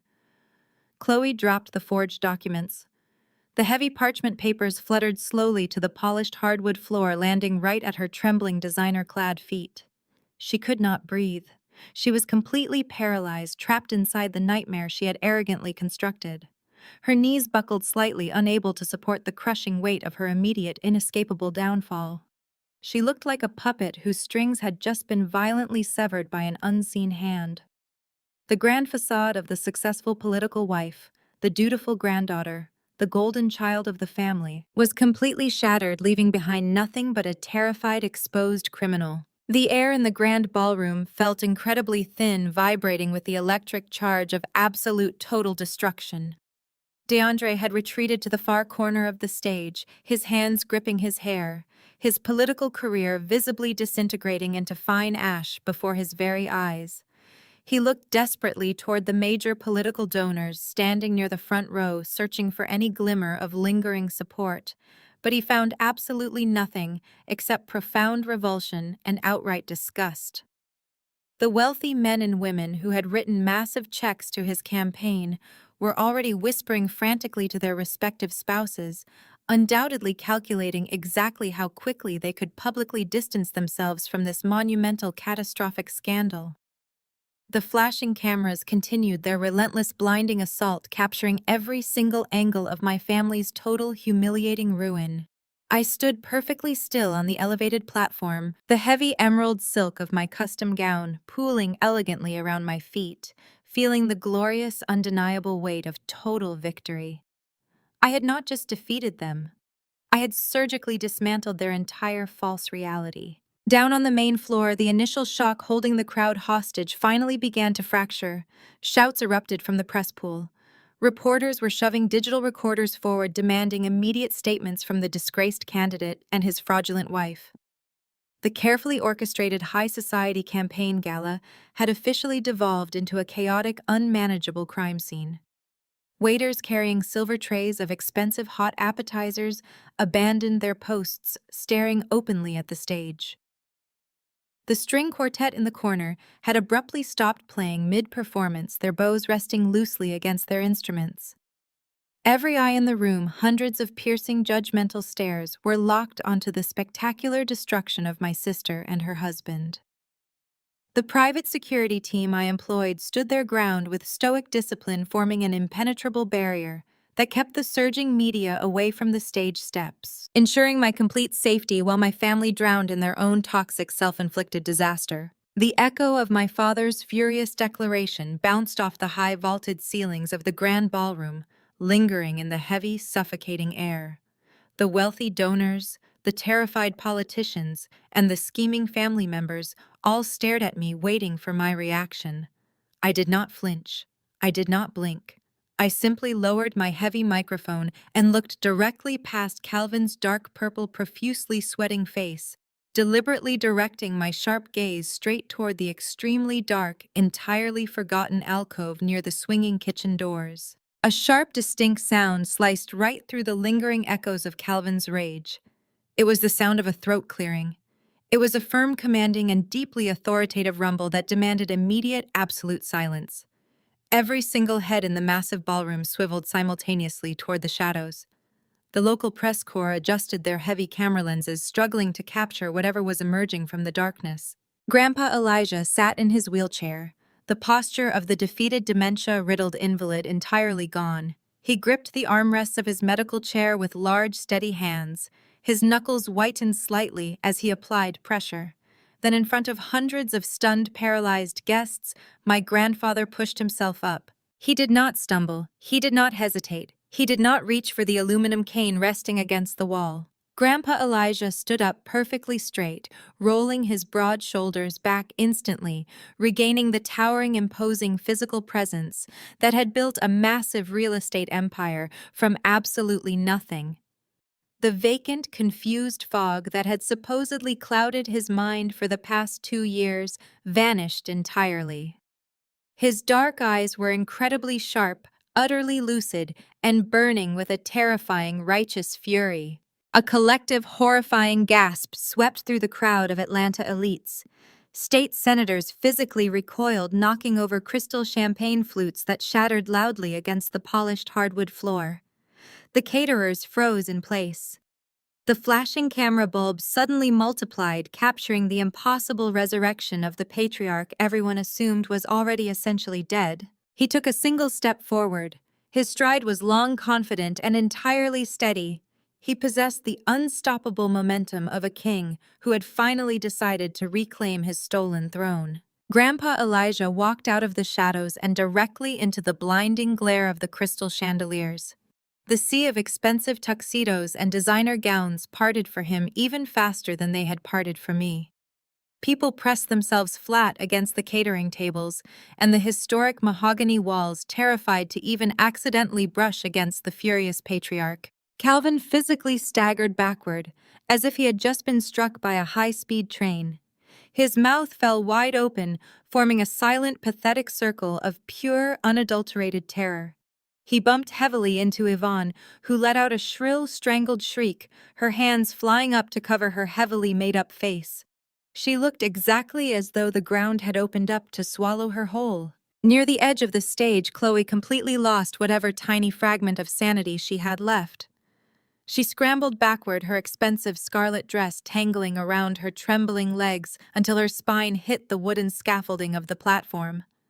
She stared at her grandfather, shaking violently, her eyes wide with a manic, cornered panic. DeAndre remained frozen near the DJ booth, his political career officially dead and buried, watching the man he had called a vegetable march toward him with the wrath of the Old Testament. Grandpa Elijah reached the wooden stairs of the temporary stage. He did not even glance at the terrified estate guards or my stoic security detail. He ascended the steps with practiced ease, his heavy shoes thudding rhythmically against the hollow wood. I stepped aside respectfully, lowering my head, as he approached the clear acrylic podium. I held out the microphone. He took it from my hand, his grip warm and incredibly strong. He turned to face the massive paralyzed crowd. He looked directly down at his sweating, trembling son. "I am in my right mind, Calvin," Grandpa Elijah said. His deep, resonant voice boomed through the massive venue speakers, carrying absolutely zero trace of frailty or confusion. His tone was a devastating mixture of profound disappointment and absolute lethal authority. "I am completely, entirely lucid. I have been lucid every single day for the past 2 years." Calvin let out a pathetic whimpering sound, practically collapsing against a tall cocktail table for physical support. "I did not lose my memory." Elijah continued, his sharp gaze sweeping across the terrified faces of Yvonne, Chloe, and DeAndre. "I simply wanted to see exactly what my greedy son, my superficial daughter-in-law, and my incredibly entitled granddaughter would do if they genuinely thought I was helpless. I wanted to see the true nature of the vipers circling my bed. And you all performed exactly as I expected. You did not disappoint me with your profound, sickening cruelty." Elijah gripped the edges of the podium, leaning forward to deliver a public execution of his own bloodline. The journalists in the front row were practically vibrating with adrenaline, their digital recorders thrust high into the air, capturing every single damning syllable. "You thought I was deaf and blind while you plotted in my own hallways," Elijah thundered, his voice dripping with venom. "You, Calvin, my own son. I built an empire with my bare hands. I laid bricks, I negotiated contracts, I sacrificed my youth to ensure this family would never experience poverty. And what did you do with my legacy? You used it to buy cheap scotch and cheaper political favors. You secretly placed a massive tax lien on this very estate because you gambled away your own trust fund on foolish, arrogant ventures. You thought you could just wait for me to die and inherit the kingdom you never worked a single hour to build." Calvin squeezed his eyes shut, fat tears of absolute humiliation rolling down his purple, flushed cheeks. He could not look his father in the eye. He could not even look at the floor. He was a completely broken, pathetic man. "And instead of learning from your endless failures," Elijah continued, shifting his furious gaze to Yvonne and Chloe, "you enabled this rot. You threw away the only brilliant daughter this family produced." He gestured sharply toward me. "You cast Zuri out into the cold because her intelligence and her relentless work ethic threatened your fragile, pathetic egos. She actually inherited my business acumen. She understood the value of a dollar and the heavy weight of hard work. But you threw her away just to coddle the fools who wanted to strip my bones entirely bare for imported designer clothes and fraudulent political ads." He pointed directly at DeAndre, who immediately flinched, holding his hands up in a pathetic gesture of surrender. "You let this smooth-talking fraud into my home," Elijah roared. "You let him disrespect my legacy, forge my name, and use my hard-earned reputation to buy a Senate seat he does not deserve." You watched him smile for the cameras while he secretly planned to throw me into a substandard state-run facility the absolute second the ink dried on his stolen checks. You are all a disgrace to the name I built. The sheer crushing weight of Grandpa Elijah's public condemnation finally broke Chloe completely. Her knees buckled violently, and she collapsed directly onto the hard wooden floor of the stage. Her scarlet silk dress pooled around her as she fell to her knees, openly sobbing, her chest heaving with frantic, desperate gasps for air. Her perfect, meticulously styled hair was now a tangled, sweaty mess clinging to her wet cheeks. "Grandpa, please," Chloe shrieked, her voice cracking into a shrill, hysterical wail. She scrambled forward on her hands and knees, reaching desperately toward his dark trousers. "Please, you have to understand, I had to do it. I had the power of attorney." She frantically pointed down at the forged documents she had dropped on the ballroom floor. "It is my legal right. I am your granddaughter. You cannot let Zuri do this to us. We are your real family." Grandpa Elijah slowly looked down at the sobbing, pathetic woman groveling at his feet. His sharp eyes contained absolutely zero warmth, zero pity, and zero forgiveness. He looked at her with pure, absolute, unadulterated disgust. "You forged a completely useless piece of paper, Chloe." Elijah stated, his deep voice carrying a terrifying final finality across the utterly silent grand ballroom. His heavy, undeniable words struck her like massive physical blows, crushing her completely forever. "Because 5 years ago, long before you ever started plotting my demise, I transferred every single dime, every commercial property, and this very estate into an irrevocable blind trust. I haven't owned this estate on paper for 5 years." Grandpa Elijah declared, his deep voice slicing effortlessly through Chloe's hysterical, choking sobs.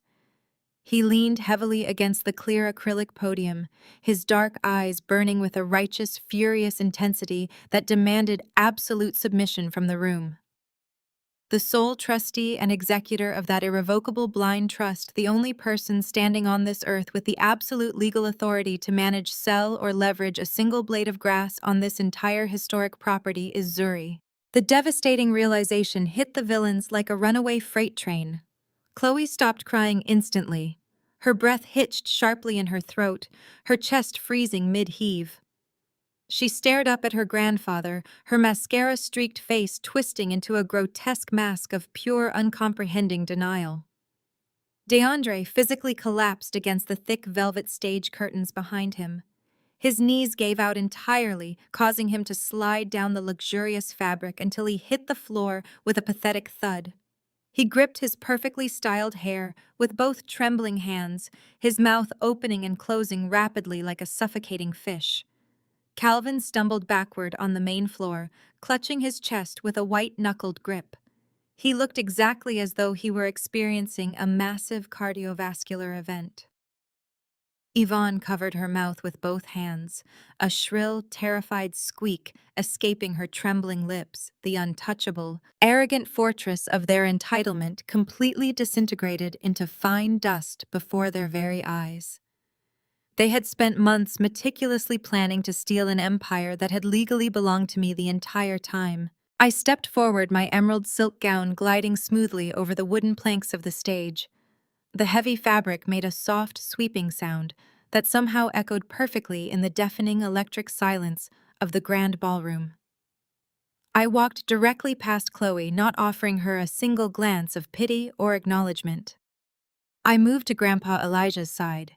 He looked at me, a profound, weary pride softening the harsh lines of his weathered face. He handed the microphone back to me with a firm, steady grip. He had played his part flawlessly.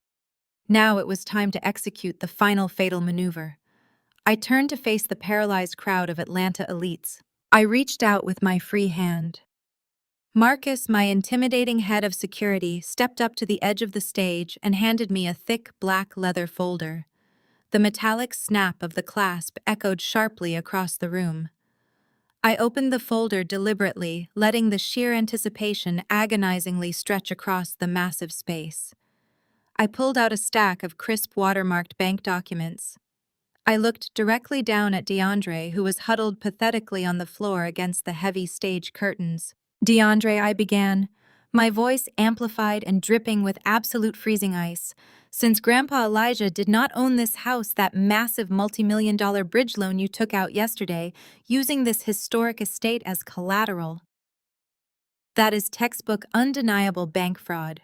DeAndre let out a pathetic, strangled whimper. He tried to scramble backward, but his shoulders hit the wall. There was absolutely nowhere left for him to hide. The wealthy political donors in the front row stared at him with unadulterated disgust. You walked into a federally insured financial institution. I continued my words, striking him like physical blows, and you actively pledged an asset you had absolutely no legal right to touch. But your breathtaking, arrogant stupidity did not stop there. You knew the bank required a secondary guarantor because your own credit is entirely fictional. So, you forged a signature. I turned my gaze slowly, locking eyes with Calvin, who was trembling violently near the shattered remains of his dropped Scotch glass. I held up the final page of the loan agreement, ensuring the bright blue ink of the fraudulent signature was clearly visible even from a distance.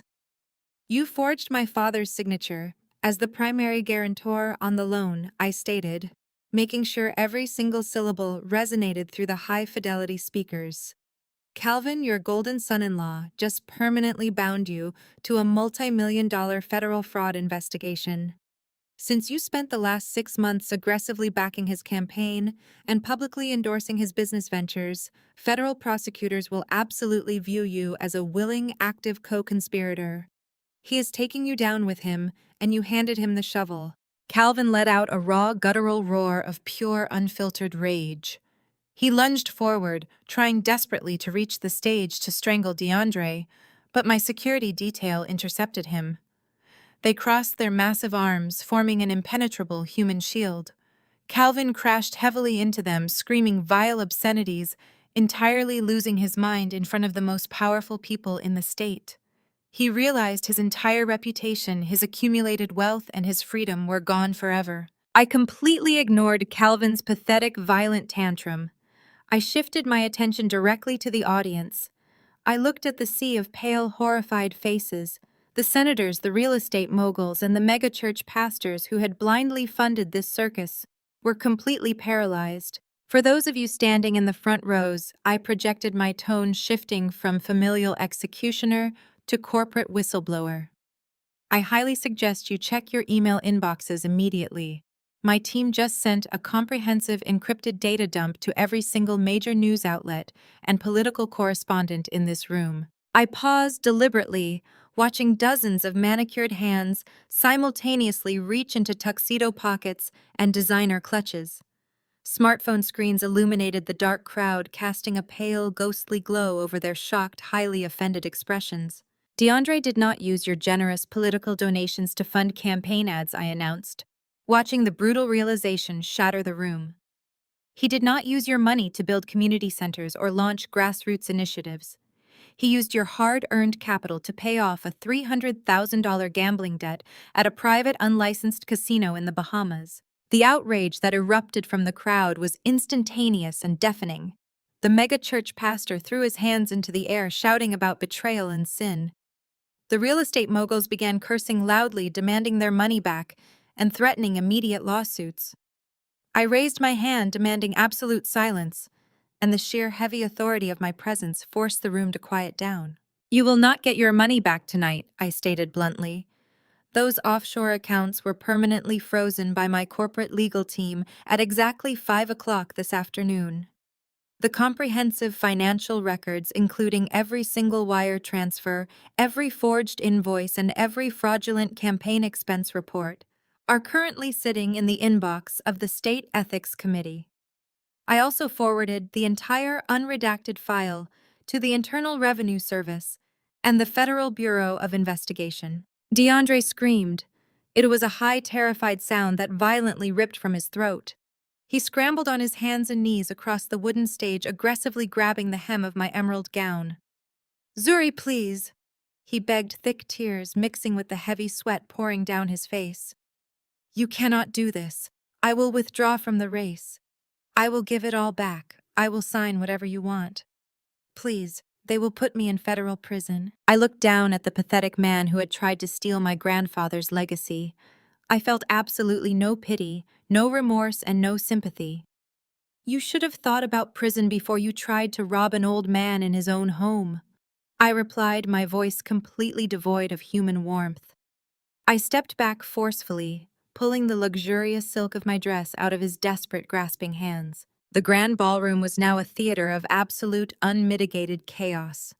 Chloe remained curled into a tight, trembling ball on the floor, weeping hysterically, her expensive jewelry scratching against the wooden stage planks.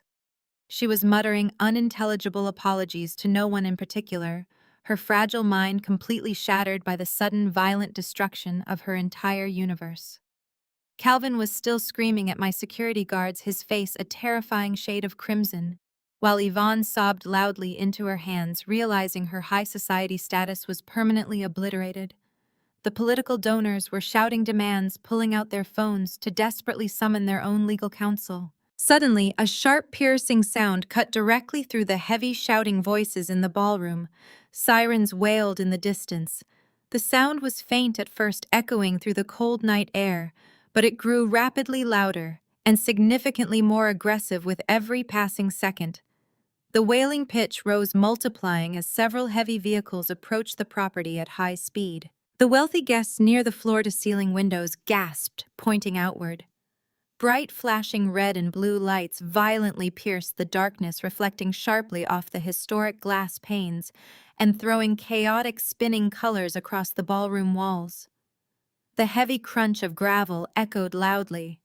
The front doors swing wide open. Armed federal agents step into the foyer. I check my watch. Right on time. 6 federal agents in dark, tactical jackets emblazoned with the bright yellow letters FBI marched purposefully into the glittering space. They moved in a tight, highly disciplined formation straight down the center aisle directly toward the brightly illuminated stage. The sea of wealthy donors who had just been aggressively whispering about offshore accounts and frozen funds practically trampled each other, trying to scramble out of the way. The agent's boots thudded heavily against the polished hardwood floor, a steady, terrifying drumbeat of impending justice. I remained standing near the DJ booth, folding my arms across the emerald silk of my bodice, watching the absolute destruction of DeAndre's fraudulent political empire unfold with perfect surgical precision. DeAndre was still on his hands and knees, staring at the approaching agents with a slack jaw and wide, uncomprehending eyes. The lead agent, a tall, broad-shouldered man with a completely impassive expression, stepped effortlessly up onto the wooden platform. He did not hesitate. He reached down, grabbed DeAndre by the lapels of his custom-tailored tuxedo, and hauled him forcefully to his feet. DeAndre let out a pathetic, high-pitched squeak, his arms flailing uselessly at his sides. The agent spun him around with practiced force, slamming him face first into the clear acrylic podium.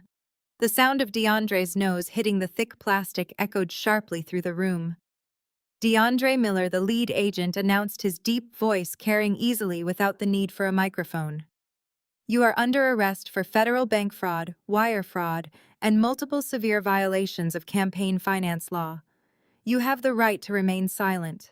Anything you say can and will be used against you in a court of law.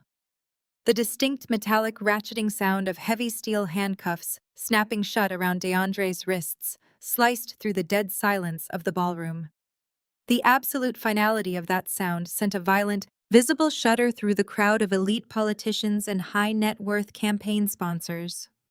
They watched in pure, unadulterated horror as the golden boy of Atlanta politics was thoroughly and aggressively neutralized in front of their very eyes. He had spent long years desperately courting these powerful people, shaking their hands, drinking their expensive scotch, and promising them endless legislative favors. Now they looked at him as if he were a rotting corpse. They instinctively pulled their expensive coats tighter around their shoulders, stepping backward, terrified that his radioactive criminal stench might somehow ruin their own pristine reputations. The sight of the steel cuffs locking around her husband's wrists finally broke through the paralyzing shock holding Chloe hostage. A raw, piercing scream tore violently from her throat, a sound so utterly unhinged it sounded entirely inhuman. She scrambled up from the wooden floorboards, the heavy scarlet silk of her designer dress, tearing loudly as her stiletto heel caught the delicate fabric.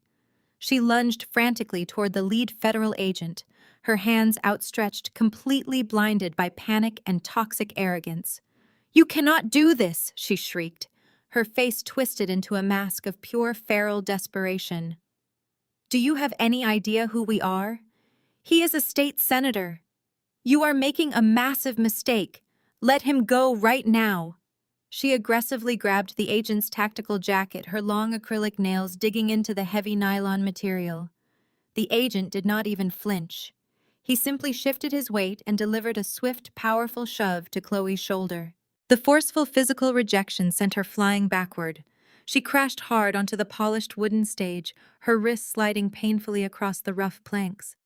She gasped for air, looking wildly around the room for any source of salvation. She locked eyes with our parents, standing paralyzed near the open bar. "Mom. Dad." Chloe screamed, her voice cracking with sheer terror as two more agents stepped forward to flank the handcuffed DeAndre. "Do something. Call a lawyer. Call the governor. Stop them." But Calvin and Yvonne did absolutely nothing. They remained entirely frozen in place, trapped in a state of supreme, suffocating humiliation. Calvin's face had drained from a furious purple to a sickly, translucent gray. His hands hung limply at his sides, completely stripped of the aggressive, domineering posture he had wielded like a weapon his entire life. Yvonne looked like a fragile porcelain doll that had just been shattered with a hammer. She was trembling violently, her eyes darting nervously toward the front row of the audience. Standing mere feet away from them was the powerful megachurch pastor, the man whose endorsement they had desperately relied upon to secure their social standing. The megachurch pastor was staring directly at Calvin and Yvonne, his face contorted with absolute, unfiltered disgust. Beside him stood the wealthy couples from their exclusive country club, the elite socialites Yvonne had spent decades relentlessly catering to and impressing. They were whispering behind their hands, pointing directly at my parents with expressions of profound revulsion. In that single agonizing moment, Calvin and Yvonne realized the catastrophic truth. The millions of dollars in stolen assets, the meticulously curated public image, the arrogant demands for respect, it was all entirely eradicated. They were no longer the powerful patriarch and the elegant matriarch of a thriving dynasty. They were the pathetic, enabling parents of a disgraced criminal and a hysterical fraud. Their highly coveted social standing was now permanently dead. The lead agent signaled his team, and they began forcefully dragging DeAndre toward the grand double doors. DeAndre dragged his feet, his expensive leather shoes scuffing the hardwood, openly weeping, as he was hauled past the donors he had systematically robbed. The heavy oak doors slammed shut behind him, leaving a suffocating void in the ballroom. The flashing red and blue lights outside continued to bathe the historic windows in a harsh, unforgiving glare. Chloe remained on the floor of the stage, her chest heaving with violent, ragged sobs. Her scarlet dress was ruined, her makeup was smeared across her cheeks in dark, heavy streaks, and her rented diamonds looked completely absurd against the backdrop of her total destruction. I did not raise my voice. I did not gloat. I did not need to scream to assert my absolute dominance. I moved slowly and deliberately across the wooden platform, my emerald gown whispering softly, until I stood directly over her trembling, pathetic form. I reached into the sleek velvet clutch resting against my hip. I bypassed the encrypted USB drive and my smartphone, my fingers closing around a thick folded legal document printed on heavy watermarked paper. I pulled the document out and held it down toward her. Chloe slowly looked up, her bloodshot eyes wide with a mixture of terror and confusion. I simply dropped the heavy document. It landed squarely on her lap with a soft thud. Since you do not own this house, and since DeAndre's remaining assets were just completely frozen by the federal government under the RICO Act, I stated, my voice echoing clearly through the perfectly silent ballroom. I have officially terminated your residency. Here is your 30-day eviction notice. I looked down at the sister who had made my childhood a living hell, the woman who had happily forged documents to steal our grandfather's legacy, just to buy herself a few fleeting moments of fake political power. I felt absolutely nothing but cold, clinical detachment. "Pack your trash, Chloe," I commanded, turning my back on her before she could even formulate a single syllable of protest. I descended the wooden stage steps. The crowd of wealthy guests still parted completely, offering me a wide, unobstructed path toward the exit. I had accomplished exactly what I came to do. The fraudulent empire was dismantled. The truth was violently exposed. The house was legally secured. I walked with my head held high, my security detail falling seamlessly into step behind me. I reached the center of the dance floor when a sudden frantic movement caught my eye. Yvonne broke away from Calvin. Her pristine, elegant facade was entirely gone. She looked wild, desperate, and completely broken. She ran toward me, her expensive high heels clicking erratically against the floor. She threw herself forward with reckless abandon. Before my security team could intercept her, she dropped violently to her knees right in front of me. She reached out with both trembling hands, her fingers desperately grabbing the heavy emerald silk hem of my custom gown. She gripped the fabric so tightly her knuckles turned stark white. Her perfectly styled hair was falling around her tear-streaked face, her eyes wide with a frantic, unhinged panic. The realization of her total financial and social ruin had finally crashed down upon her, crushing her completely. "Zuri, please!" Yvonne wailed, her voice echoing shrilly across the silent, stunned crowd of elites. The dignified matriarch was gone, replaced by a beggar groveling on the floor of a crime scene. "We are your parents. We are blood. You cannot leave us with nothing. Have some human mercy." I looked down at the weeping, shattered woman, desperately clutching my hem. There was absolutely no sympathy in my eyes, only a profound, echoing emptiness. The frantic mother crying on the floor was a total stranger to me. I took a slow, deliberate step backward. The heavy emerald silk slid easily from her white-knuckled grip. Yvonne slumped forward, her hands hitting the hardwood floor as she realized I was never going to save her. "Mercy," I repeated softly, the single word hanging like a frozen icicle in the silent ballroom. My voice was clinical, completely detached from her wild hysteria. "You did not have mercy when you explicitly called me ugly. You did not show an ounce of mercy when you aggressively branded me a massive failure and a constant disappointment to your pristine social image." I looked from Yvonne to Calvin, who was still staring at me with completely hollow, defeated eyes. "You boldly told me that failures do not belong in this family. You were absolutely right. I am taking out the garbage. So get out. Get out of my house immediately before I have my security team physically drag you out the front doors." 3 months later, the thick dust from that explosive night had finally settled, leaving a radically altered reality in its wake. The swift, brutal hand of federal justice moved with terrifying efficiency. DeAndre was currently serving severe federal prison time. He sat in a stark concrete cell, having accepted a rapid plea deal to avoid a lengthy, highly publicized trial that would have exposed even more crimes. He traded his custom-tailored silk suits for a scratchy standard-issue orange jumpsuit. His political career was entirely dead, his name completely erased from every public building and donor list in the state. Chloe experienced a spectacular downfall that was equally devastating. Stripped of her fraudulent assets and completely abandoned by her high society friends, she was now living in a cramped, poorly ventilated studio apartment on the wrong side of the city. Her golden days of designer clothes, expensive champagne, and exclusive spa treatments were permanently over. She was working a grueling minimum wage retail job, forced to fold cheap sweaters for incredibly rude customers just to afford her weekly groceries and the bus fare back to her tiny, depressing room.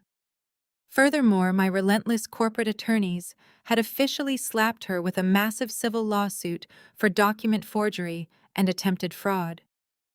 Her meager wages were heavily garnished. She was slowly drowning in insurmountable legal debt, with absolutely no way out of the crushing poverty she had always openly mocked. Calvin and Yvonne suffered a social execution that was both absolute and entirely merciless. The elite megachurch pastor publicly denounced them from the pulpit, officially excommunicating them from the affluent congregation they had spent decades trying to dominate and manipulate. The exclusive country club revoked their membership, immediately citing a strict moral turpitude clause. They were radioactive. No one would take their desperate calls or answer their emails.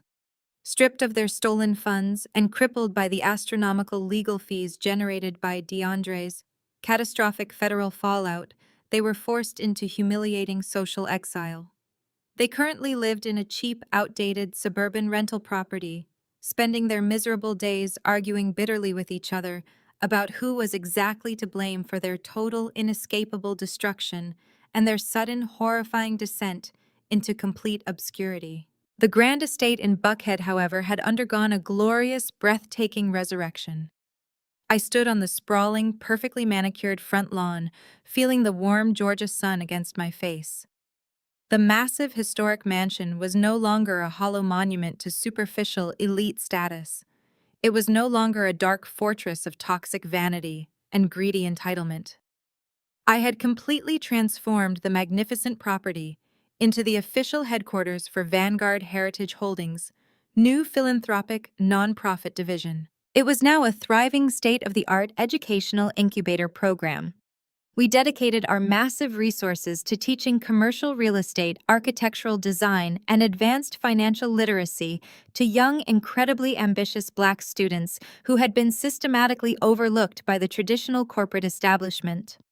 The grand ballroom where my deceptive family had once proudly plotted my total destruction was now filled with modern drafting tables, high-powered computer stations, and brilliant young minds mapping out their own successful independent futures. Grandpa Elijah stood right beside me, leaning comfortably on his aluminum cane. He was genuinely smiling. It was not the tight, calculated smirk he used in cutthroat boardrooms, but a warm, authentic expression of pure, unadulterated pride. He reached out and placed his large, heavily weathered hand firmly on my shoulder. His strong grip was a deeply grounding weight, a silent, powerful transfer of generational power and enduring respect. "We did it, Zuri," he said quietly, looking up at the towering brick facade of the mansion. "You saved it." "I did not just save the building," I replied, watching a group of eager, smiling students walk up the front steps, their heavy backpacks full of fresh blueprints and complex financial models. "We gave it an actual purpose." I looked at the magnificent estate and the bright, undeniable future we were actively building within its historic, highly protected walls. I had spent my entire life being treated like a completely disposable burden. They had relentlessly labeled me the family scapegoat, brutally throwing me directly into the fire to quickly cover their own spectacular, arrogant failures. But they had completely underestimated my absolute, unyielding strength. The scapegoat did not just passively survive their treacherous fire. I stepped directly into it. I fearlessly controlled the aggressive flames, burned their incredibly fraudulent empire straight down to the ground, and forged a true, fiercely unbreakable legacy directly from the smoldering ashes. This was not just about revenge. It was about absolute, undeniable justice. I had finally taken back everything they tried to steal from me. I was completely free, and my true life was just beginning right here on this very lawn.